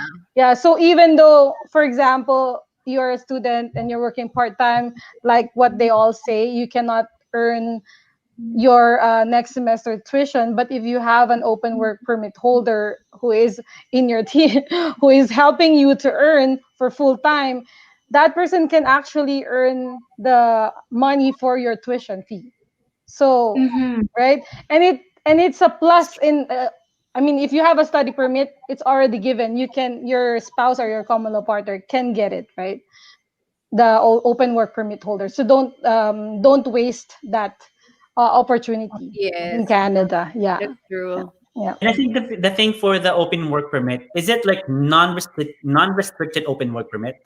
Yeah, it is open. Yeah, it is open work permit. So apparently, in the And open work permit, there is a section there where you're allowed to work. Yeah, Is it, there? you have to look at the permit, and then there's a, I think there's information there where the employment location or something. Yeah, I Sometimes think they, so. yeah, sometimes Yeah. they put location there, but Mm-hmm. Mhm. there's a page in CIC website saying that it's really not you're not just allowed to work in that location. As long as it's not in the restriction part, then it should be fine. So, but then it Mhm. doesn't make sense, right? If you come here with your spouse and your spouse is working somewhere Exactly. else, I mean, Yes. Actually, Yes. I get that, but still. there's Mhm. some student asking that, like, I will study in Nova Scotia and then my partner will work somewhere else, which I Mhm. don't get it. But Yeah, yeah, Maybe I always say that if there's a restriction on the permit, I don't know yeah. if they can remove it by applying for a new one. I'm not You sure. have to make sure. Yeah, you have to make sure before you apply in other provinces or in other location. Yes, Yeah, I but think it's you can. possible if it's not in the restriction part. Yeah, yeah. Mm-mm. Okay. Okay. So I guess yeah, I guess we've already stretched out our time. I guess let's end or wrap up our discussion by discussing helpful tips to our viewers watching about our situation working in Canada. Um, let's start with MC. Me again. It's always it's always me.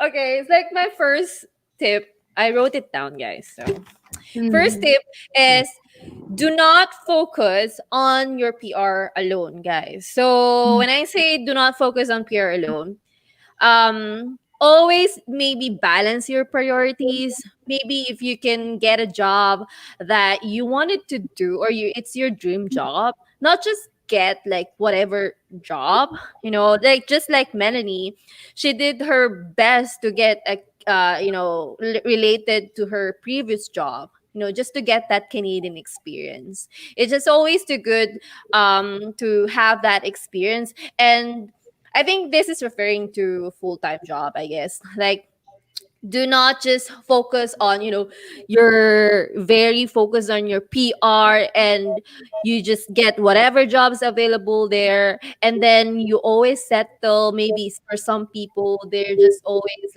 settling to, just like general jobs. And then if you can also maybe get out of your comfort zone. Like for me, I didn't have any experience in restaurant. I know at first my ego, I never worked this kind of job. I never did this before, but I overcome that.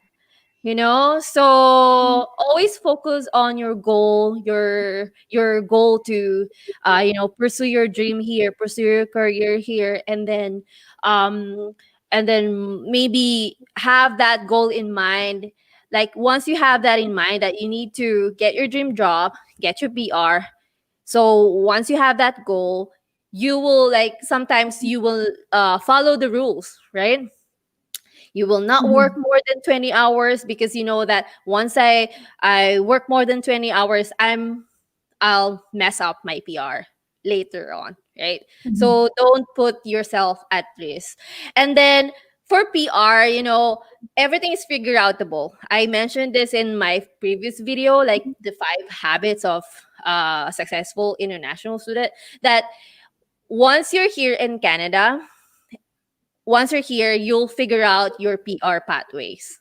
So, uh, you just balance your priorities. And then my last tip would be assertive when it comes to your, when it comes to your money. You know, so when I say assertive, like now it's COVID-19. There are a lot of restaurants closed down. So I found out that us international students, that we can work as a self-employed. Many of us don't know this. So I just found it in a Twitter post of IRCC that international students can work as self-employed. So instead of working per dollar, you can work as, maybe if you're a web designer or graphic designer, you can just get a project based job. You can just create the website. If you're a professional web designer, create a website for 500 bucks, that you can only work for that for 2 hours, let's say, if you're so good at it. and then you get 500 bucks for working for 2 hours. Like imagine that, guys. So you for you to earn 500 bucks, let's say working in a restaurant, that will take you hours, right? So you have to be assertive and you have to be smart.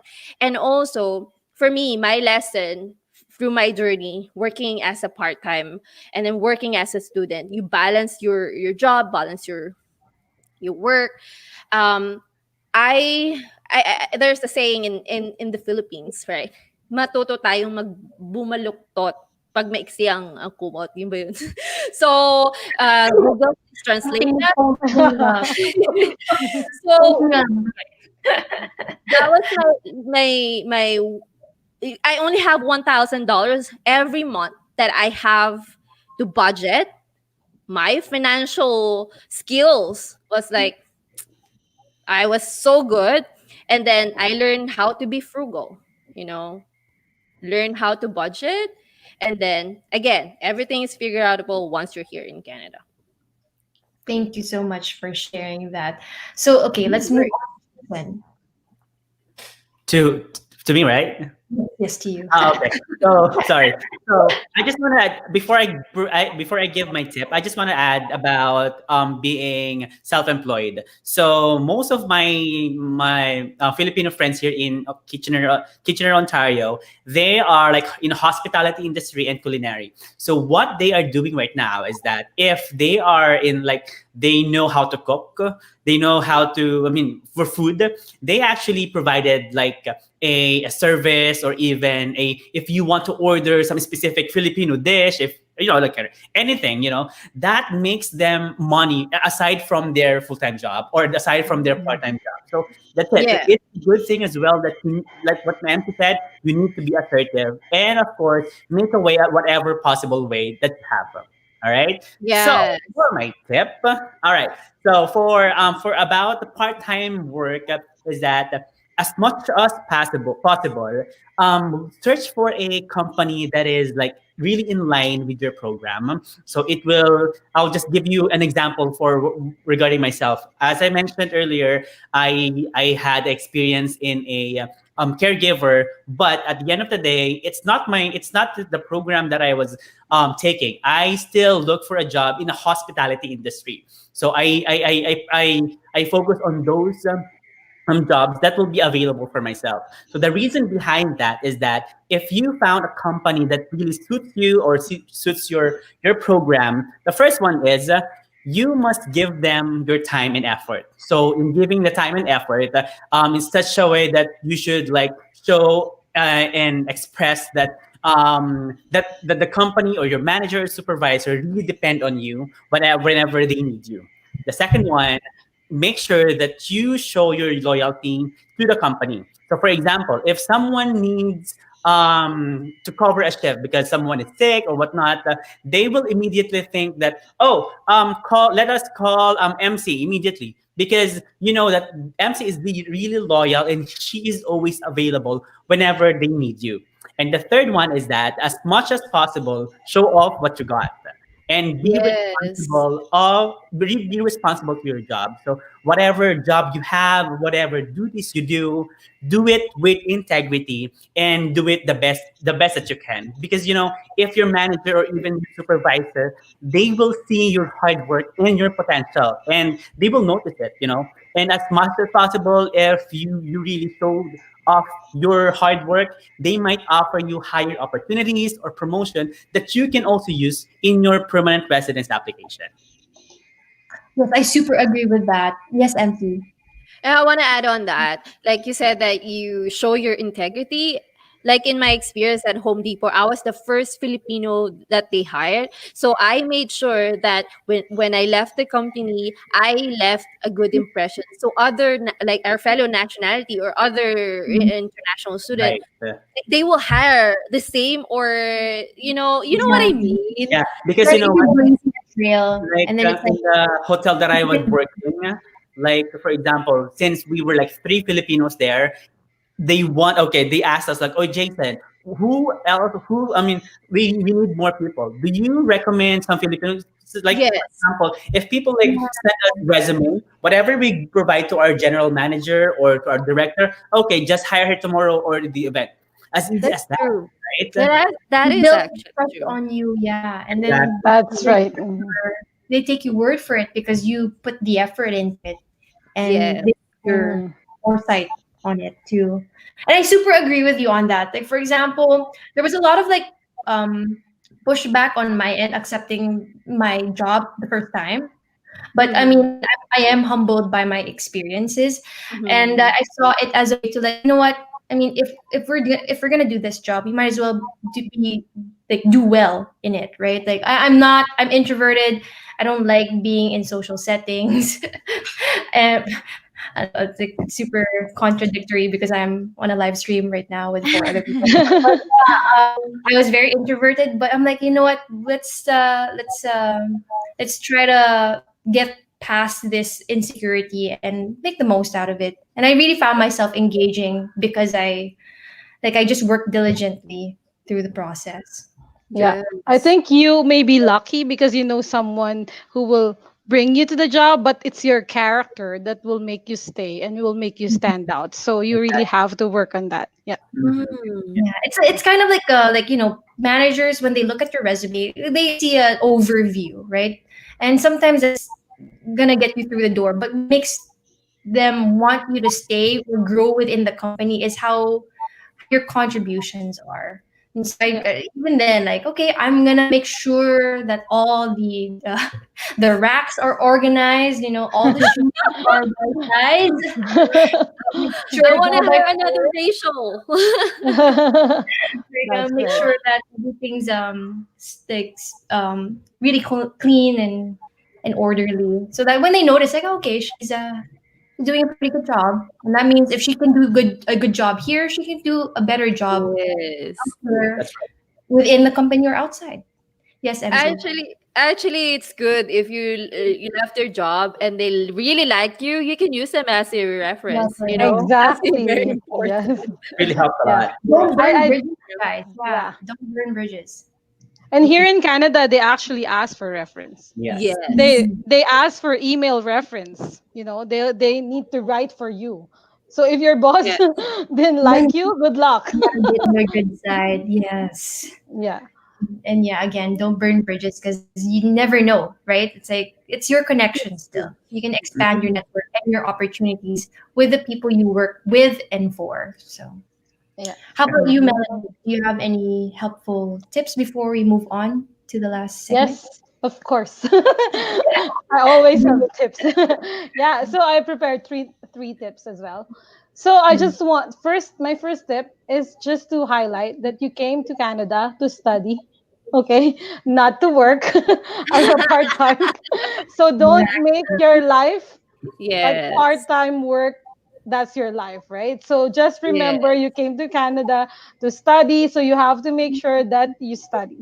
Okay, the part-time work is the secondary agenda. Okay, and yeah, in alignment to that, I want to let you know that part-time job isn't the only source of money here, right? So okay, in my experience, I worked part time during my first and second semester. But third and fourth semester, I didn't work part time. I was lucky because my husband was okay with it. But I didn't work part time because I want to focus with my studies. It's getting harder, the workload at school, and my program was demanding. So I really need to study and make sure my grades are good. And in return, I got scholarships and grants. So Mm, that so I earned like $5,000 from those scholarships and grants and whatever that I got. So if I like calculate it, it's just like part-time job. And I even I like more, more. yeah. So I got a good grades, I got scholarship, and I enjoyed it. So it's not only part-time job that will give you money in Canada. You can do volunteering. Sometimes they will help as well, right? MC, they'll give like monetary tips or perks. Yeah, I agree on that. Volunteering. Yes. And I also did like most of the time I'm on Facebook Marketplace looking for free stuff and then I flip it. I sell it. But it wasn't like, it's not like a business. Whenever I see something that I could, cash something, like an extra cash for me, you can do that as well. So be resourceful, right? You don't have to work Have to part be time. Yeah, resourceful. it doesn't have to be always part time job. It can be like scholarship, or you can be a tutor or something Yes. else, right? That will give you money, not just a part time job. So that's the first one. Second one would be expand your network. So it's always about your network, right? So when I started at SAIT, I created my LinkedIn profile and I added whoever I can add that I think might be helpful in the future. I added my instructor, my classmates, the student council, all those people that might be useful in my job application. So expand your network. I also joined like networking. It's not the MLM networking, but it's like those career networking. So Mhm. you got to meet people from the same line, or from, for example, for me in oil and gas and other businesses. So I always make sure that I have my business card, even though I don't really have a position. I'll just like write my name and my name and my phone number and my Yes. studies.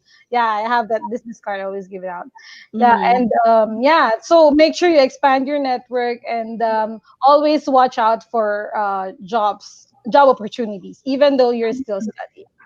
Yeah, Mhm. and then lastly, eyes on the price. Okay, so if you, for example, you really need to do that part-time job and you don't like it, or for example it's hard or whatever, it's not your personality, just remember that this is temporary. Okay, it's Mhm. not permanent, it's just for you to get by. So just eyes on the prize, so eyes on your PR status. Okay, just, for example, you're in there already and you want to quit, just weigh the circumstances. If, for example, you just need this job to earn money just to get by for this month, or to save some money for the following month, so just stick until you can. Just stay there until you can. Of course, you don't have to like really burn, make sure you're not burnt out as well, because at the end of the day it's still your sanity, right? That's the most Make sure you're important. not dying like Yeah, me. but, but make sure, yeah, eyes on the prize, guys. So just make sure you focus on your goal, and Yeah. you'll succeed. Super. Yeah, super agree with you on that. Like when I was studying, I made sure that okay, I want to make sure that I'm doing well in my studies. So I know that money was an issue, but for me, I was like, well, if I do well in my studies, it might open up the opportunities, better opportunities later on. So that's why I ended up working at a low skill job. It's kind of like a Mhm. no-brainer, so that my at least my brain recharges. I'm already physically exhausting myself. I don't want to exhaust my brain as well when I'm saving all that brain juice for my evening classes, and it's evening Yeah. classes, so it's like already at the end of the day, super that's already like lagging. So I needed all the focus and the brain juice that I can get. I guess I'm gonna keep this short and sweet. I only have one because you guys kind of exhausted most of the tips that other our viewers needed to know. But I'm gonna Mhm. sound very military like saying this, because again I want to emphasize only working a maximum of 20 hours per week as a full time student. Yes. Um, Mhm. just protect yourself that way, guys. It because if you breach it, it will compromise your future applications with IRCC.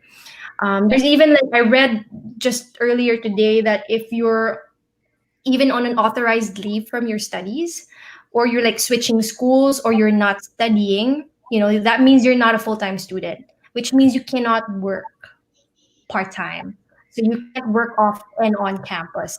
You can only return to work once you're back studying. So again, make sure that you are fulfilling the conditions of a full-time student so that you can work part-time, and make sure not to go over it. I know this is like pretty taboo topic, under the table jobs, that's Mhm. uh, still like that's a big no-no, guys. Like I know that money's important, but Mhm. I was we about have, to ask you that. yeah, Yeah, it's not cash jobs. Be careful. Yeah. yeah. Yeah. And sometimes you get it's not a good treatment for you too, right? Like it's like you're already in a vulnerable position and you're placing yourself under that pressure by getting that type of job. So yeah, I have a lot of people approaching me on that. Like, hey, have you tried under the table? And of course, like it's kind of like a temptation. Like you really have to, again, like what you said, Melanie, set your eyes on the prize. Like it's difficult for me now. I get it. But later on it'd be easier because I'm a law abiding person here in Canada. Like I respect your immigration procedures and laws, and so that would like certify like like or seal the deal at least to the immigration officer. Like okay, she's she respects our system. She's fully integrated into our system, and so it makes sense that we offer her or give her a chance in with her applications. So I Yes. want to emphasize on that. Yeah, and another thing, it's this one happens, really happened. So other people can tip you off. I mean, can tell the authorities that you're doing the cash jobs. So I please know. don't, yeah, please don't put your status at risk. And they are earning from that, you know. So every Yeah. successful tip that they give, they're earning from that. So you don't want to be the Yeah, next. really. I wouldn't say victim because you did it yourself. So that's a Mhm. consequence of what Like you did. nothing on your end, right? Like Yeah, you're perfectly confident, even if you're put on the spotlight, you can defend yourself because you followed everything. So yeah. yeah. All Anyway, right. I guess now Yeah. like I think we've stretched our time, but the most important part of this segment. Let Yeah. us now move on to the Q&A. but okay, again, before I start, just a little bit of house rule. Sorry to everyone watching. I really appreciate your patience and for sticking with us all the way through. It's been like consistently at like 90 viewers. Yeah. So I'm very grateful for that. Mm. House rules. Again, we are not registered consultants. We are not immigration lawyers. We are merely DIYers sharing our personal experience. So we can only give our honest opinions, our honest opinions on our immigration journey or process in Canada, and we'll only entertain questions relating to our topic today, just so we can um, accommodate those that have been waiting for this moment. Also, okay, might as well be a good time to bring that up. We can't give legal advice. If your questions start with you providing your background, like, oh, I'm 23 years old, I'm fresh grad, what programs we're ready, like we're gonna let you know right off the bat, we will not entertain those questions as they are very case specific. And if we give any information here, that's considered legal advice, and we're not authorized to do that. So we will be projecting the questions, but if you hear this sound, yeah. Yeah. Ooh. Oh, if you hear this sound, it means that it's reaching, it's moving towards giving legal advice, and that's not our lane. We want to stay in our lane as DIYers. So we'll respectfully skip over your question, and I do appreciate you guys for understanding that. Yeah, that's about it. Yeah. Also, we're gonna probably tackle working another topic like working full time after graduation in another channel. So either way, we can keep pumping out your questions, answering your questions. But yes, hi Melanie. Yes, Melanie. MC. Oh, I'm yeah. sorry, MC. I was like, what? Melanie. So I want to add something on the disclaimer, right? So Mhm. anything that we, tell you guys, always do your own research on it. If you say Mhm. something about this, do your diligence. research on it. Do not rely on us. Always use CIC website as your Right. Bible.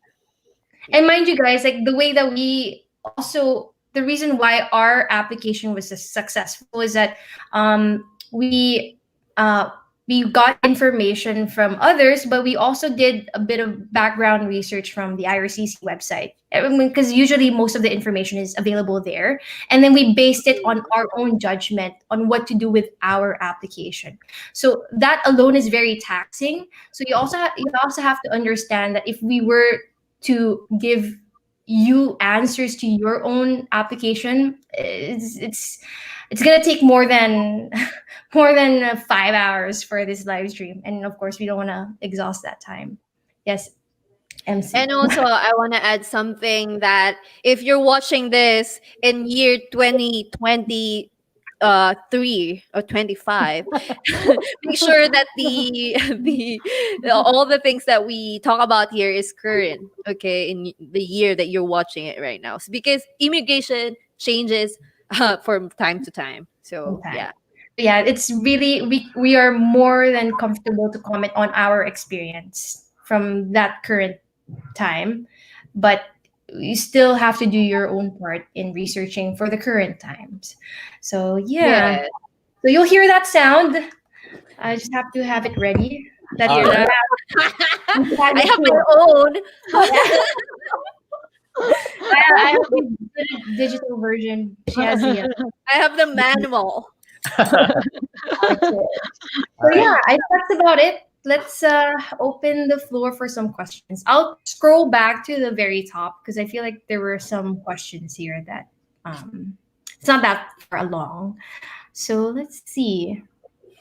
Um, okay, this was the first question I saw. Were you all living in middle class back in PH? Well, I was an OFW, so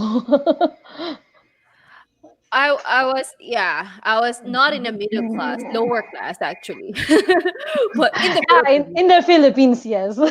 I was not even middle. So I just work in Dubai. That's why I earn money and then yeah, save off money to yeah. come and study here in Canada. That's how I got my Before OFW, right, MC? yeah. Before maybe now maybe I'm lower like class. yeah, now I'm mayordoma. So higher a little bit. We were there. We made it. Getting there. For myself, my father really worked for I got the tuition fee and the proof of funds from my father because he worked in his company for like 25 years. So when he got retired, that was the time that I used it. But the second semester, I had to borrow from someone. So I mean, like it's a typical Filipino sometimes, like whatever we do, as much as possible, do go with the opportunity, but make sure, of course, that as much as possible, do your thing for you to, of course, to pay back all of those to all of the people, especially for your parents. Yes, same with Jason as well. Like, I guess we were middle class.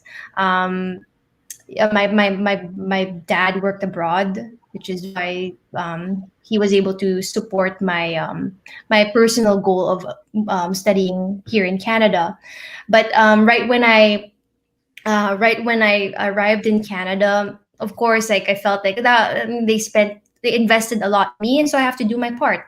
That's why I didn't ask for any financial support. Of course, I made the most out of like the support that I got from my relatives here. So again, I was very fortunate that I had relatives to live with.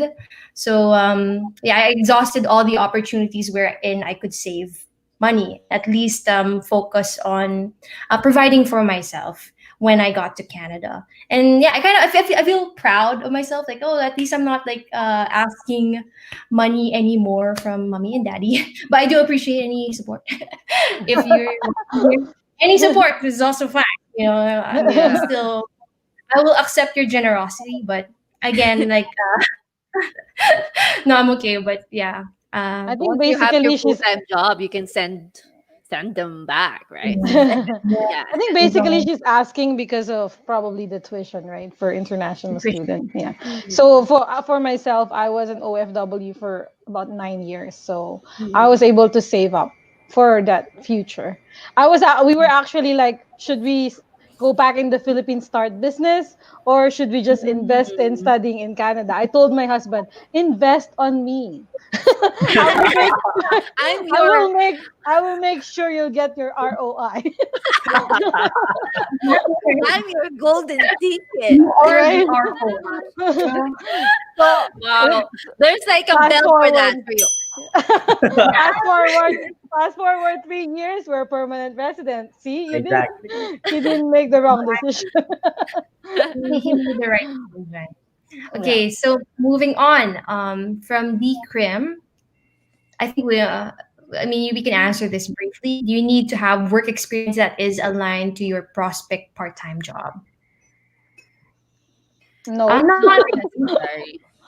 Part-time Especially job, no.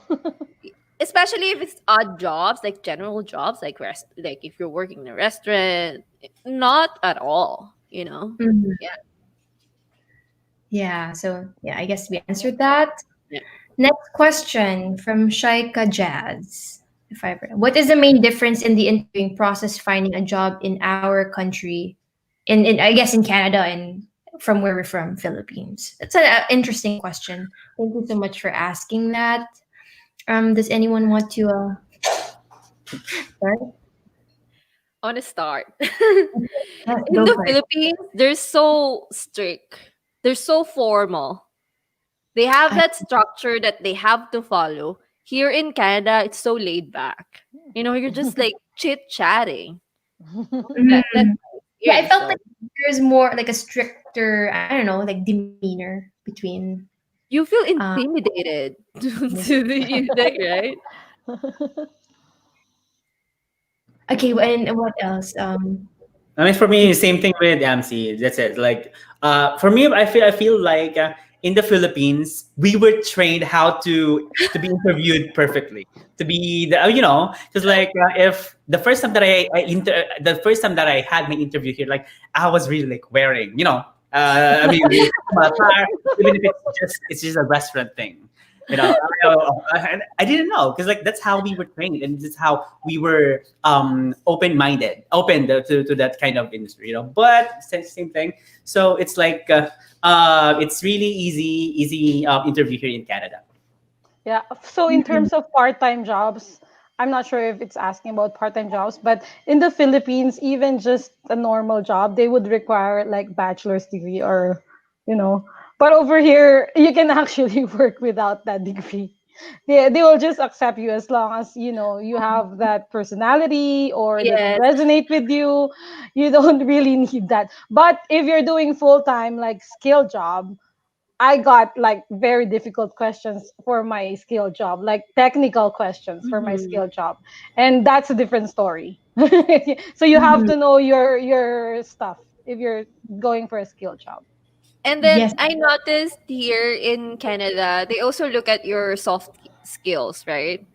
Mhm. Not just like technical skills. So I Yeah. think that's important to mention. Yeah.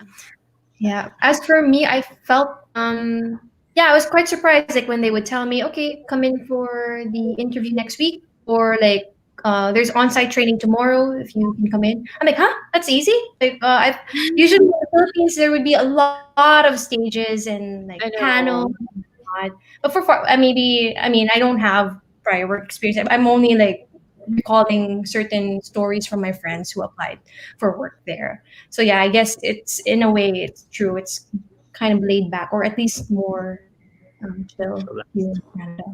And speaking of chill, um, in the winter months Oh God. during the snow, how did you manage going to your job? Yes, did you see My that? goodness.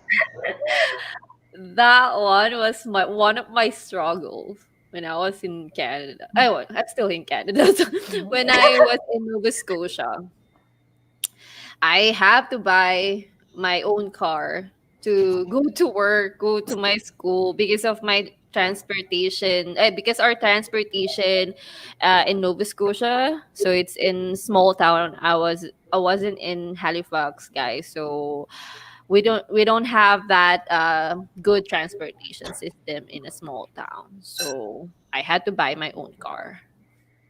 Mhm. As for me, I think like in terms of snow, like Vancouver's still trying to optimize the transit system because I only commute when I go to work. So yeah, there was a bit of delay, but the delays here are actually faster than the delays in the Philippines. Like delays here would be like 15, 30 minutes. And like people are like mad here when that delayed. Yeah, And I for would me, I'm like, imagine. wow, they got to start the train in 15 minutes. It's actually pretty good for me at least. But I'm coming from the Philippines, so that was Yeah. like one of the major struggles. Transit. I do recall like walking like it's not that it's yeah walking in the snow and an hour right or like just commuting for an hour to get to work in the snow. But actually, they Mhm. would sometimes suspend work too, right? And it's still considered paid. I don't know. I had that experience at my work where suspended it because of the snow, and it's not as worse as snow in Alberta. And It's not gonna happen here. like, wow, It's a normal. Otherwise, we don't have to work anymore. free. Yeah, That's a so free for job. me, yeah, you know how it is in Alberta, right? So Yeah. when I was working for the closing shift. Yeah, I remember. So the main thing here is you have to make sure you're dressed up properly. So you Mm-hmm. have like the full gear, like you have the toque, you have the gloves, you have the boots, and yeah, because like for me last time I used to commute to work, right? So it's I I took the bus, and there was a time that I'm because the bus usually at night it's like 30 minutes interval, and I missed it, so I have to wait because the store is already closed, and the bus just passed by, so I have to stand in the That happens waiting to me. shed, and yeah, and have to wait and have exam tomorrow, so it's really hard. Yeah, if during winter season, but you know you just have to manage, and that's That's life. I chose uncontrollable. Alberta, so Mm-hmm. yeah. So the But good thing here, sorry.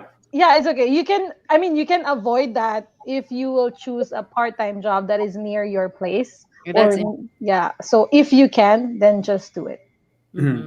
So as I mentioned, the good thing here in Canada, for example, there is like a station by station here, bus, train, streetcars, or whatnot. So for example, in my case, I usually ride a bus. So there is a specific time for the bus to stop, of course. So before, I rather like, for example, the bus is like at 10:10 in the morning. I usually go there as much as possible, five minutes or more. I make sure that I'm on the bus station immediately. Because like if you think that the bus, oh, it's okay, it's gonna be, we still have 5 more minutes. No, don't go to the bus station yet. No, for me, that's the time, especially during snowy season. It's during winter, so of course you need to walk. Of course, you don't know what to like expect during winter or even the snow. So as much as possible, as early as possible that you can, just go to the bus for like 5 minutes or so, like that. And also, not all of the bus stops here or the train, I mean, bus stops here have heater. Some bus stops have heater, but that's it. So like make sure that you chose Canada to live in, to be your goal for your home, will be your country. Make sure that you need to prepare everything, especially the winter season. 90% no heater. Yeah, but during winter season, the buses are late, right? Usually. Exactly. Yeah, Yeah. it's really hard. Yeah. So that's why we also move out from my aunt's place. We move closer to the school because it's really hard to commute during winter. Yeah. Mhm. Oh, Mm. thank you guys for that. So the next question that we have here is from Mon A. How difficult was it to work and study at the same time? Did you have enough time to read and do your I think Melanie had that. Who has That's that? me. Yeah, I For was me, it caught was by my boss. difficult. Yeah, yeah, it was. It was difficult, especially if it it it. I mean, it depends on your program as well. My program was so demanding because we have laboratory and we have lectures, and you're already tired after school. But yeah, just you have to make sure that you're so focused and you know how to budget your time, Mhm. Yeah. especially during exam week. Mm-hmm. So the time management, that's all we can say. The time management is really important if you are going here to Canada to study and to work as well. In my case, the good thing with in my case, 40% in my program in my class is like Filipinos. So most of the Wow. time, yeah, it is. So most of the time during the research assignments, if there is a group projects, group research or anything, we make sure that, for example, in my case, I have four roommates who are also my classmates. So as much as possible, make it a time that we will be together because it's easy for us to communicate. Of course, it's easy as for us to to designate whatever duties and responsibilities we can do as a student as well. Nice. Yeah, I did that as well. We're always like in one group project, like Figures and Mm-hmm. Live, since we're in the same program, right? I'll do the calculation, he'll do the read. You're And so then I lucky. did the hardest part. Like take that opportunity. If there's a group project, I would definitely go for group project than do it solo. You don't want to like Mhm. do all the Yeah, work. of course. Yeah. Mhm. And again, manage your time. And if you can batch, like what I did in my case, I only work on my during weekday, weekend, so I can focus on school. That works for me well. Then mixing it up with like after school, you work, you go to Home Depot, you sell kitchen appliances. It's so tiring after Mhm. studying like the whole day, and then you Yeah, work. that's right. Yeah. Yeah, like same with you, MC. I usually pick up shifts on the weekends, and then I Yeah. usually have one weekday for work. But yeah, it's and that day would normally be very exhausting because I'm working from 8 to let's say 8 to 2, and then later on my evening class would be at from 6 to 9. So Wow. that 4 hour break is still not enough to really recuperate. So I Yes. really want to make that mutually exclusive. Like just study, if you like, just study and then just work. But And yeah. then I want to add something. The reason why I work during weekends as well in a long-term care facility, they pay you more. They have extra if you're Mm. working during weekends. So that's like one of the advantages as well. Yeah, Yeah. I have another thing to add. So as what we're saying, right? It's difficult to work and study at the same time. So remember, you are here in Canada to study. Okay. Yeah. So if your job is very hard or you can't manage work and study, drop your work. Try Exactly. to find Yeah, another work that you can manage together with your studies. Don't drop your exactly. studies. And also Yeah, if yeah, some people do the opposite, and I'm like, why? And also, like, if you're aiming for like perfect score, yes, it is hard. But if you're only aiming to pass the program, I Yeah, think it's it's okay. feasible. You It's not know, very hard. Yeah. they will not look at your grades when you're applying for a full time job. Just so you know. Unlike the Yeah. Philippines, where it's very heavily based on that, but here it's more like the soft skills and how you present yourself during the interview Yeah. and your resume. Mhm. Uh, Another question here from Jenny is, I wonder how you resign from a job, especially when classes are about to start, or will the employer know already right from the beginning when you will only be working? That's I don't get it. I think, for example, like you are working during summer, so it is a scheduled Yeah. break. So you will be working full time. So before working full time in that company or any institution, tell them immediately that I will be. I am an international student, and I am just allowed to work this summer for full time, and then after that, I will be going back to 20 hours per week. So for here in Canada, that I think most of the students are really like responsible about that, because as we mentioned, make sure that during your academic classes you just need to work for 20 hours. So it's in your responsibility to tell them, and companies most of the time here in Canada will understand, especially if you are international student. Exactly. As Yeah. for like resigning to a job, like when I resigned from my part-time job so that I can work at another job full-time, because it was during my post-grad work permit. Like I already applied. I already had a full-time job waiting. I did let them know well in advance. Like I let them know like at least 2 weeks beforehand that I'll be leaving the company, just to respect the logistics of them hiring a replacement for me. Right. Mhm. So For yeah, my that's part-time job, I was let go because yeah, because they just need more staff during winter season, and then after the winter season, they don't need a lot of staff, so they just let go of all of us, the temporary. So that's temporary. okay. And then for the summer job position, my contract stated that I am allowed. I will be working until, yeah, Exactly. before school. So yeah, that's it. Mm. Yep. We have a personal question for Miss Melanie. What are the requirements for All the of it's NCIC website. Like, CIT yeah, That's website? very you got to use the you got Yeah, to use the Good bell. job, good that job. was a test, you guys. I Yeah, wanted but to see. Kay, you can go to my Facebook page and drop me a message there. We can talk about it. privately. Yeah. Yes. Next question we have here. Uh-oh, here we go. This sounds like a very Event management, most colleges offer this program is in Toronto. Does that mean that EM grad would get more chance of getting hired? Not necessary.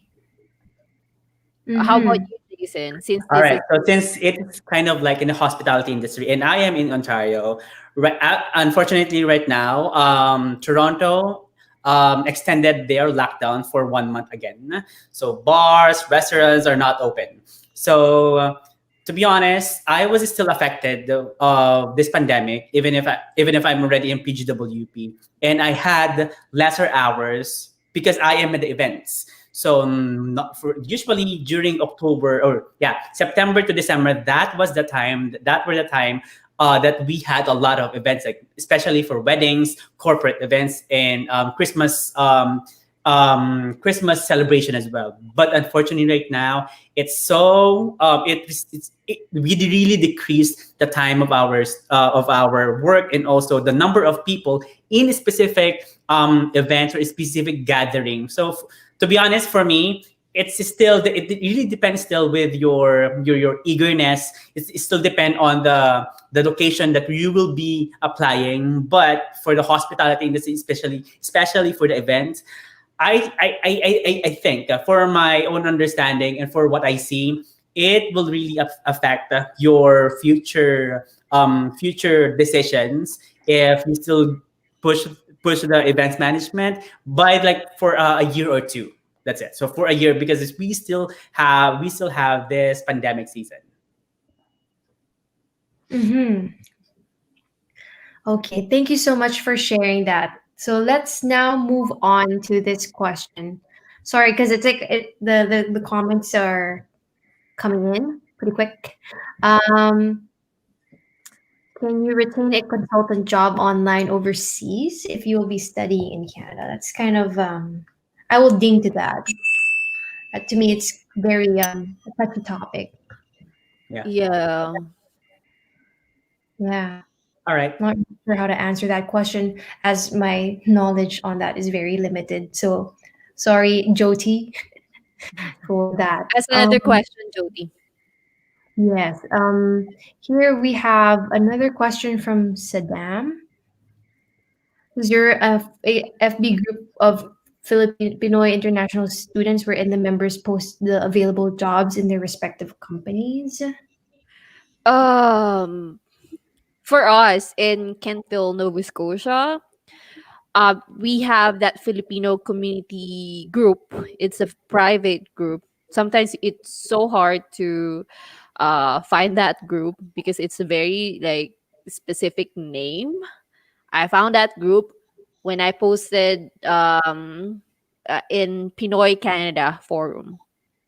That one has like 100,000 members, and then I met one person that was like living in Kentville, and then he connected me to that group. That's how I landed to that group. So I guess it really depends. How about In you my guys? in my case, here in Kitchener Waterloo region, we don't have like Filipino specifically, but we have like a Kitchener Waterloo job opportunities. But I just wanted to reiterate that don't just rely on that.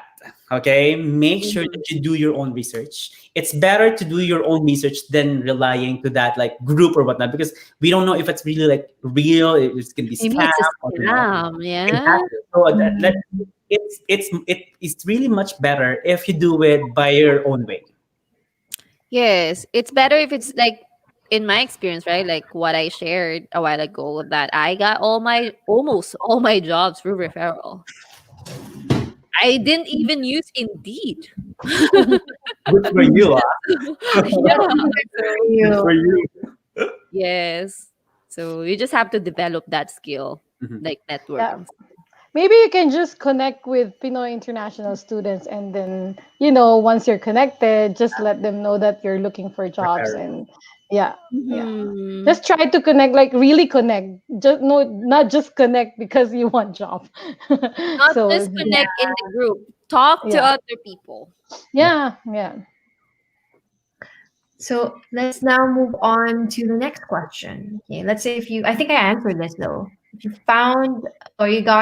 you have only one job, how do you resign quickly as possible? I would normally give a 2 weeks, at Two least weeks. 2 weeks notice, Yep. and I usually come in with a letter on hand, like I print it out. It's like a one pager, but yeah, but also just having a private conversation with your manager would also suffice, and I think they'll be very understanding of the situation. I mean, that's part of every job. Yeah. In This terms isn't. of in terms of policy, it really depends on the contract. So when you sign on the dotted line, make sure that you read it and make sure that you understand. Yes, Yes. also check that if you sign on with contracts, you really have to stick it through until after the agreement. Yep. You lost Where's Jayson. Jason? Did we lose Welcome back. Jason? Yeah. Okay. I think he. Anyway, I guess this is a very interesting question from Papa Pax. Did you guys Oh. ever experience discrimination when you work, even indirectly? It's very Hmm. Let me I don't think. want to answer, but I experience it. just don't name drop. Um, because I don't want to. Yes, I did, but I'm so not sorry like about that.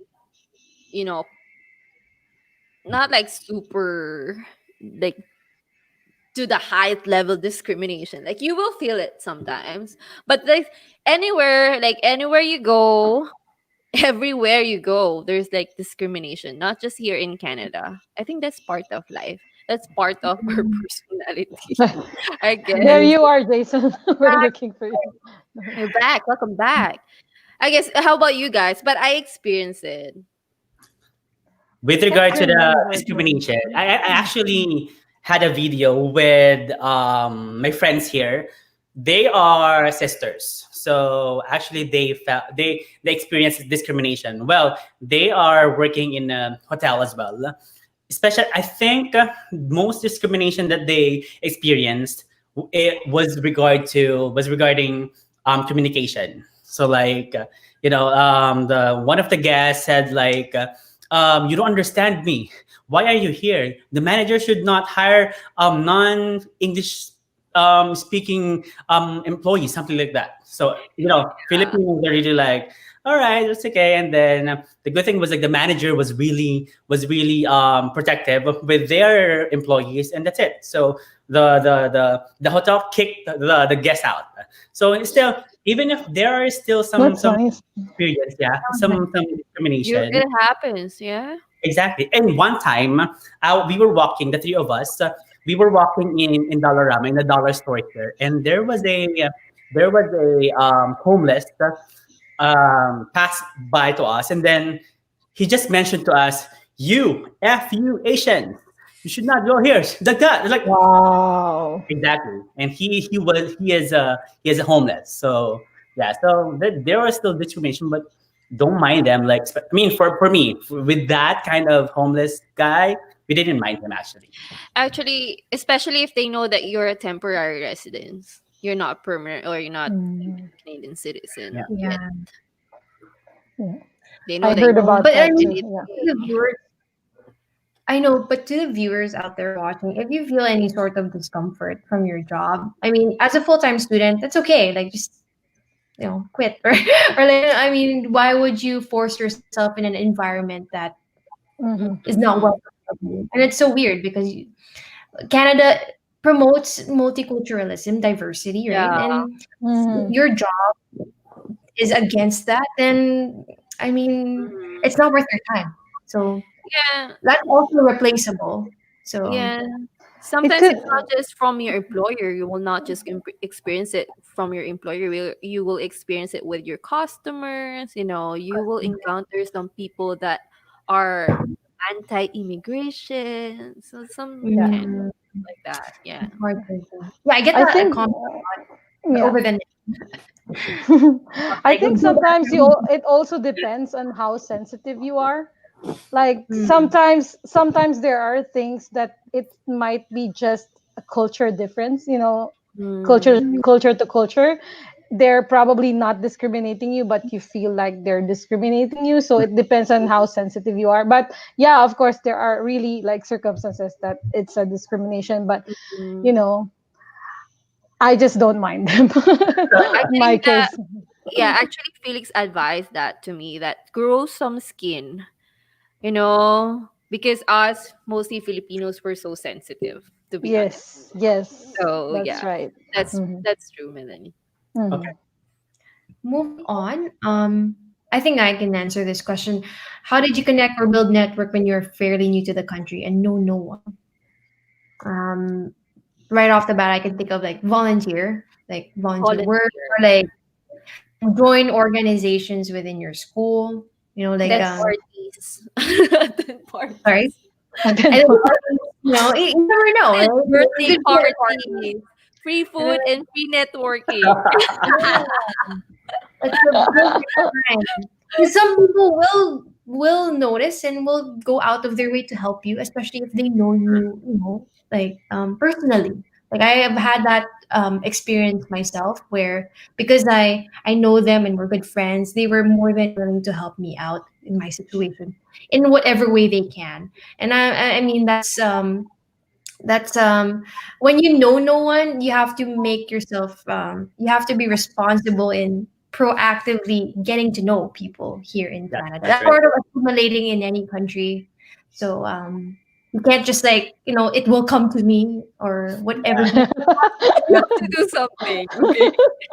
You can't just like stare at a wall. so Yeah. yeah, I want to add. So for my case, there's this community support center. It's called CCIS in Calgary. So they always like offer like seminars about pathway to permanent residency. All those like Wow. that. Mhm. Yeah, you will just think that, oh, maybe it's not true, or but they're actually publicly funded, like partly publicly funded. So I go I usually go to those seminars. Like I go, like it's a Saturday, I will spend my Saturday there, just sit there and listen to them, and I actually made friends. And I over there they like offer free tour. I went to BAM for free. I rode the gondola for free. I went to Calgary Tower for free. All those freebies. Yeah.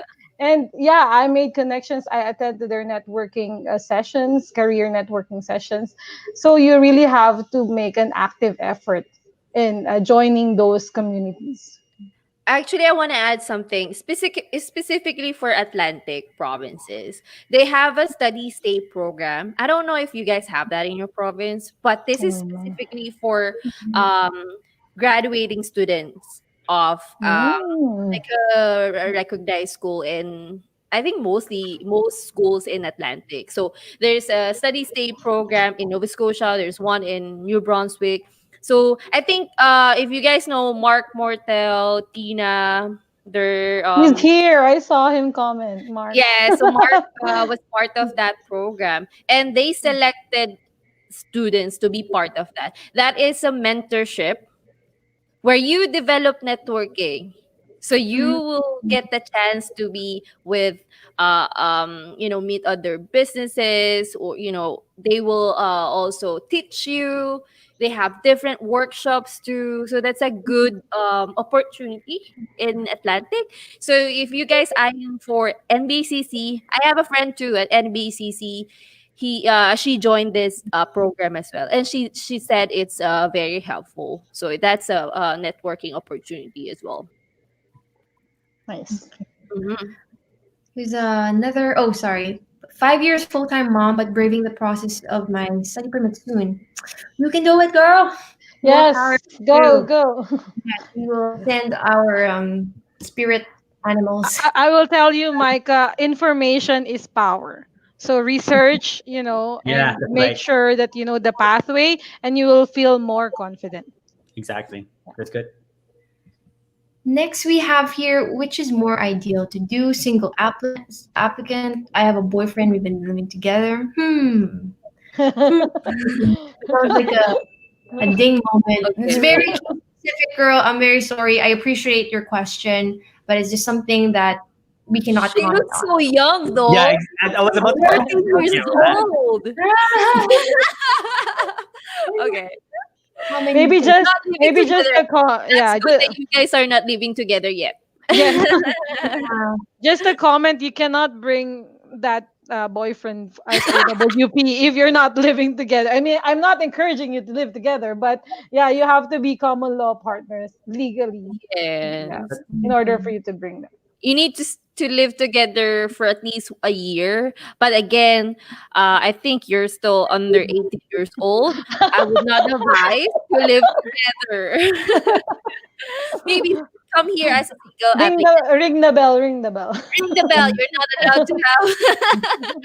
No, we're just joking. okay, it's me, X. How much on average is your monthly living expenses? Man, that's I ah, actually That was a long think time ago. that like we will estimate. be having a good topic for that for the next time, I Oh. Yeah. right? watch out for that in Yeah. our Yeah. next stream. Yeah. Yeah. Thank you for the Yeah. Shameless idea. plug. Okay. Next. Yeah. Next, hmm, cost of living expenses here. I Again. Same. In very Victoria. Korea. Okay, that's so we'll have Yeah. another. so is there another session just to answer the questions? I mean, Maybe for cost that of living, everything is possible now, I can especially share with three costs of living because I live in three different provinces. yeah. So yeah, that will be a different video. Okay, next question. I'm going through this one by one. I feel 7 years again. relationship, live together for a 7 years? year. Is that eligible? Yeah, minimum 1 year, right? Yes. And then you have not just that, You have to proof. you Yeah, have to show prove proof. that Yeah, joint account. It's on the address. common law paper, right? The Mm, declaration paper. You Yeah. need to have a joint account, and then you also need to have, if you have a property, if it's like your name and your partner's name are there, that's good to show. And then if you have life insurance, so I put Felix in my life insurance, and then he didn't have a life insurance, but again, so I asked him to have one. And Duh. I think all of the information are in IRCC website, Yeah, right? yeah. Yes, just type Right? in common law. Yeah, common Yeah. law. This is Like ring the bell, but I gave you some idea, but you have Yeah.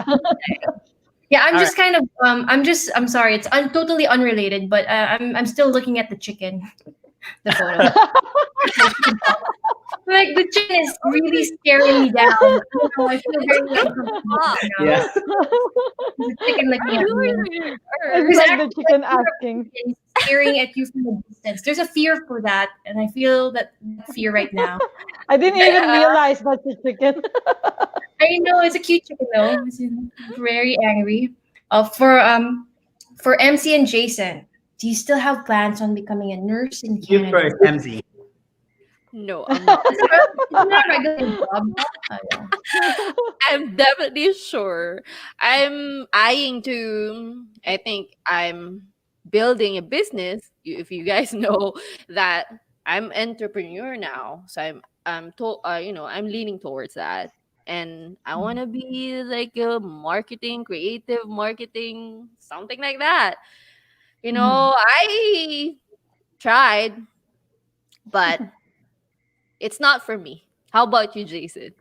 For me, to be honest, like I am still in the middle. Because like for me right now, my goal is to be permanent resident first. But if I am like thinking like money matters, it's a Yeah. good thing. But again, you need again to extend more effort, a lot of studying again. I Yes. mean, I'm 32 years old, but there are like people say, "Oh, you're still young," like that. But I think I have different goals. I have different objectives right now, and Mm. being here in Canada, it's a big opportunity for me to build my own career, to go or to flow with the blessings that I have right now. So Mm. I'm really praying that God will just give me knowledge and wisdom. What will be like the future really that comes to me, the best plan for me, for the future. Yeah, I I'm think sure you will. yeah. Nursing is a fulfilling career, but nursing is not always for everyone. Doesn't Exactly. you know, like if they say you're Filipino, they will think you're a nurse. Really? Yeah. Yes, it's Yeah. true. From Joko, eh? From You're, Joko. That's right. or maybe you're an engineer. So you can change your career if you want. Mm. Mm. And I'm Don't sorry to sit cut you back. guys, but I also just want to warn everyone that we are planning to end our live stream at the 3 hour mark. 3 hours already. I mean, we still have 9 minutes left, so we'll Maybe we have exhaust to like fire the question. Like our you have question. to be quick. Yeah, so maybe logistically, if maybe one per question, maybe one person can answer, just so that we Yeah. can do things like lightning speed. But Maybe I yeah, can have a timer, 60 seconds for one. Right? I can do Am that. I wrong? I can do it right now. Stopwatch. Yes. Okay. So yeah, Wow. you can answer it in lesser time. Perfect. Okay. Okay, let's go. I My don't know. question is for Jason. Would you recommend Conestoga College? What's the advantage considering the location compared to big cities like Toronto? All right. So I know Toronto is a big city and a lot of opportunities, but the thing is, it really depends on your program. Here in Conestoga College, there are like five to six campuses, and I am in Kitchener. It's like if you are, oh yeah, I think she's a Filipino. Kitchener here is like you can consider Kitchener as like Cavite. So it's not really like a city. I mean, it's not really like the main city of the Philippines, but it's like building their economy. So I can still consider that Conestoga College is a good opportunity for those students who are looking for any kind of industry, like example engineering, healthcare, and even the hospitality industry as well. Perfect. It's right on the dot. Thank you Next, so much. how will you define full time work? 40 hours or 60 hours during semester break? The hours don't really matter but I mean, why would you? Don't exhaust yourself, man. Like, You can like, work more than 40 hours. Yeah. yeah, Yeah. like 40 more than 40 hours is like more than enough, and you're so you want to rest up your You're brain. still are you still sleeping like 80 hours? Seriously? Right? Oh, really? I mean, if you are a go-getter, if you can find that balance, great. You're free to do it. You're free to work as much hours as you can during your scheduled breaks, but only on your academic breaks. Okay, great. Let's now move on for Oh, Melanie. you have an Oh, OWP with you, right? Would you recommend having a William right? Purchasing? Yes, definitely. So Mhm. yeah. So that's a choice that you have to make. For our case, we didn't do that because we stayed in Calgary and the transportation is actually good in Calgary. We didn't have to buy a car immediately, but when we moved to Edmonton, we had to buy because here the transportation isn't that great. But while you're in the if you're in Filipino, I think you are. So while you're in the Philippines, get international driver's license first. Yeah, so that you can drive right away here in if you're going to Alberta. I think it's the same with other cities, right? Am I right? Yes, I think International drive. you have 90 days to use Right. your international license, and after Yeah. that you have to switch it to like a regular license. Here we have different names in different provinces, and then for you to switch that you have to go through a road test. Yeah. But if you are in cities like Calgary, Vancouver, or Toronto, I think it's okay not to buy car first. All Yes. Because right. the insurance is expensive. And if you're going to purchase a car, do not purchase a new car, purchase a second-hand car. Done. done. Okay, is there a lot of opportunity? I don't know where Selkirk is, but let me Oh, MC does. British Columbia. So Manitoba. again, Selkirk is in a small town. I would maybe resemble that from like the place where I studied. So for me, you will not see the jobs posted on Indeed or whatever job hosting. You will get your first part-time job through connection in small towns. I would definitely suggest that connect with community, volunteer, and then you will get your job. Awesome. So next question. How about on-campus job? I personally haven't had this No, experience. Haven't yeah, tried me doing too. that. I Yeah. didn't. Okay, so now let's move on to the next person. Christine, between smaller towns like Perth and Ottawa and Toronto, where would be easier to get a job, part-time or full-time? Toronto would be you have more jobs in Toronto. Ottawa is like um it's like the is that a main Toronto is this like the main city of no, Ottawa is Ottawa is the capital. the capital of Canada. Yeah, Is that the correct? capital of Canada. But actually, Toronto is like it's a lot of really a lot of job opportunities there. But still, Yes. you really need to know that for the cost of living, that's the reason why a lot of people are there. A lot of opportunities are there, but the cost of living are also expensive. Yes, that's Mhm. true. Yeah. Mhm.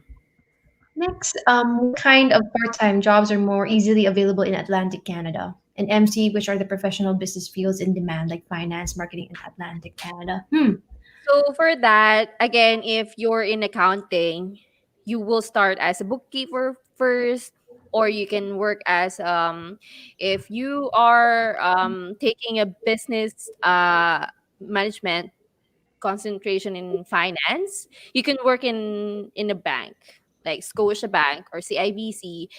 Like before, sometimes you have that placement and then you will get the full-time job right away because you have seen some confidential information and they will not, they as much as possible they want to keep you because you have already accessed the private information of the bank, right? So I guess for business, I would highly suggest finance, accounting. You always get jobs in accounting. Yeah. Okay. Next is IT in demand in Toronto. Yes. Yes, That's even in BC. So it's too Actually, they expensive. have a PR pathway for just for IT. that's They right. have it in BC, but I watched a video and then they have a similar program for IT as well, IT professional. So you guys double check that. Mhm. Yeah. I think also for PNP, there's something like if you're in that kind of job, like Mhm. the process is expedited compared to other. Yes. But I have to do my research on that. But yes, it is in demand. Yes. I think we answered this already, so I'm going to skip that. Okay. Um, do you guys really did a DIY? Yes. DIY. All right. Yes. For I me, have yeah, I know that you did. Yeah. The reason why I went to an agency was because I didn't have any knowledge like that. So, yes. like I mentioned in my previous videos, like I tried September, and the available program was January. I didn't have time to like pinpoint each research and whatnot. So I for that time I just trusted the agency, and well, luckily, I got it. I was successful. But to be honest, since I am making videos right now, if I really knew these information, I'm telling you, I won't be going to the agency or any consultancy. Because like it's easy if you must need to research and research and research. I have 2 cents on DIY. When you say Mm, DIY, do it yourself. Actually, from the word itself, you're not gonna do it yourself. You have to connect with other successful international student. You will learn from other student from their experiences. That's what you call mentor, right? My mm, mentor before was Norks. It's the same with Melanie. I learned a lot from Norks.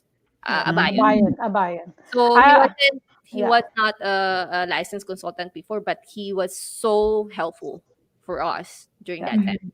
I I consider was a DIY from SP, PGWP to PR. yes. Mm, Certified. You're DIY, but still you have that help from other Yes, people. yes, yes, good yes. though, yeah, to kind of compare and contrast, but also still rely on your own judgment to Mhm. on Yes. because what might work for them might not work for you, right? Right. Yes. So Yes. So you have to I make mean, sure we that know about that on immigration Me agents. too. Really, yes. yeah, really helpful tips because I've been getting a lot of like distasteful Yeah. comments on that, but it's backed up by factual from IRCC, from Melanie's YouTube page. Like we give you guys a link, but we're not.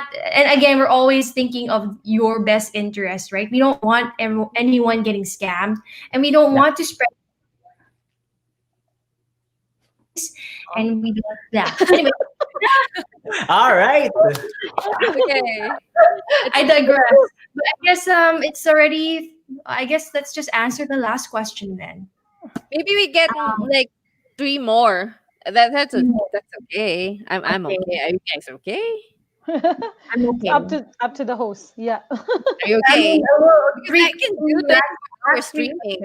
I'm ready. I have my pills. I have everything here. I already did my coffee.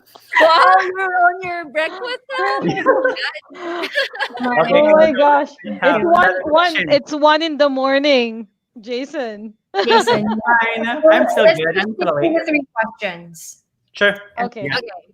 So, did you guys negotiate salary? Still following the 1 minute mark? Okay. No, part-time job. Salary? For part-time Part-time I job. job. No. No. Oh yeah, yeah. Not part-time job, full-time job I Oh did. yeah. Yeah. Yeah. Full-time job I did, yeah. Good. Yes. Next, what was the best program for hospitality? It's a bit I cannot Fan show. comment. I'm not familiar with fan show, so I'll answer Cell Creek. So Cell Creek has a culinary program diploma, and then they have a post grad diploma in culinary. So those program they have co-op as well, just like Jason did, Yeah. right? For his So, work. mhm. So same thing in Fanshawe College. That's what I know. So same thing in Fanshawe College. They have the same program with us. Culinary, they have culinary management. They have 2 years with co-op. They also have the global international hospitality management for like 2 years as well. Yep. Hmm. Okay, next question. How is it there in Canada for? Oh, sorry. How's it there in Canada for international students now that during the pandemic is it easier to find part-time jobs? Well, that's why they released Herb. Anymore. A lot of students felt they were laid off due to the pandemic if they were not essential workers, and that's why Canada brought up CERB to help them to finance them during this time. So it was it's difficult to find a job in general during this pandemic because everything was slowed down.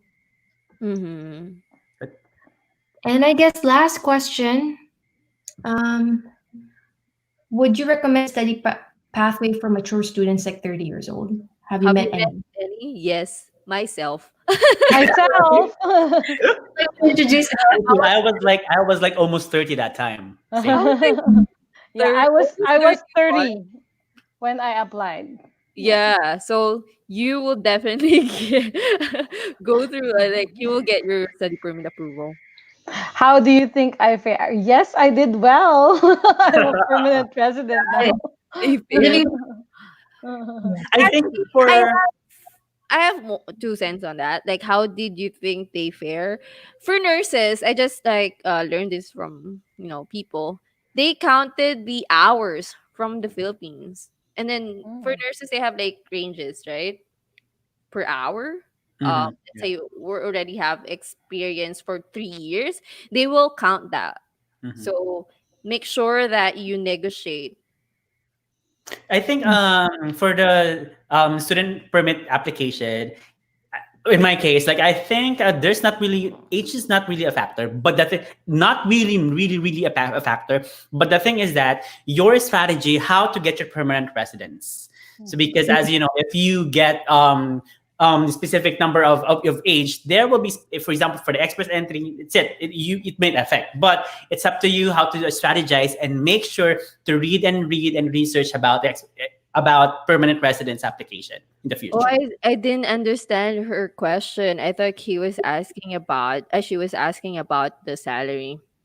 Oh, No okay. study path. So I think she's asking whether it's gonna be successful for mature students to become PR.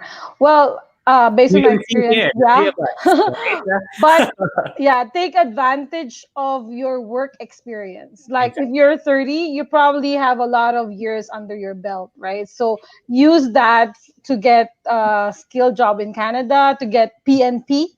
provincial nomination. Use that so that it will be, because maybe if you're 30, maybe your CRS score isn't that high. I mean, we all know that, right? When you started to, when you start at 30, it starts dropping, right, every Right. year. So maybe your CRS score isn't 480, like now it's crazy, right? 480 the cutoff for the CRS score. So Yeah. if you apply for a provincial nomination, that's an additional 600, and that would be based on your background, like on your employment, or yeah, your skills. All I right. think one downside of mature students is that if they have extensive work experience already, like let's say like um 80 years, and then you decide to study. So you just have to make sure that you justify that. Why do you need to study again since you have 8 years of experience? You can use that to be a manager. You can like upgrade your career. You Mhm. just make sure that you explain that. So you go to our to our channels, watch Yes. our videos, you're gonna Yeah. learn. This offers a unique perspective. One is like Right. me, like no work experience, fresh grad. Others with a spouse, and for others that came to at a mature age. Sorry, yeah. No, not that I'm It's okay. not that I'm Yeah, doing anything to offend yeah, anybody. Rachel, you're 20 something. I'll get there too. I'll get there as well. Well, All yeah. right. Yes, I guess that's Okay. it. We've Yeah. wasted so much of our time, and Well, I Again. everyone that stuck their way through out this whole discussion. Like you guys are champions you're for awesome. listening to us Yeah. through our live stream. And yes, thank you also to the panel for taking the time. I know, especially for Jason, it's like already 1 a.m. there, and I apologize for. I hope that it didn't inconvenience you, but for everyone else, thank you as well for taking the time. You guys came from work. You guys came from a busy day. Like, I even curl my hair for you, girl. Yeah, I put. Most I'm welcome. wearing a turtleneck inside the room. I am like sweating.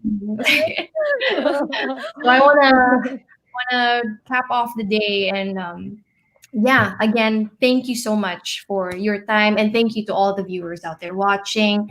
Please stay tuned for our next segment. We will try Yay! to There's gonna be another one, and don't forget before you leave, make sure that you subscribe to Rachel's channel, my channel, Jason's channel, and Melanie's channel. And yeah, join us in the group. find the yes, you can find our usernames on the screen right now. So Mhm. yes, take All a right. screenshot and follow us on our YouTube page or channel. So yeah, with that, we'll cap it off. Thank you to everyone again. Have a good night, or rather, have a good afternoon. And for everyone Yay! else, have a good day. And we'll see you in the next live stream. Bye, guys. Bye. Bye. Bye.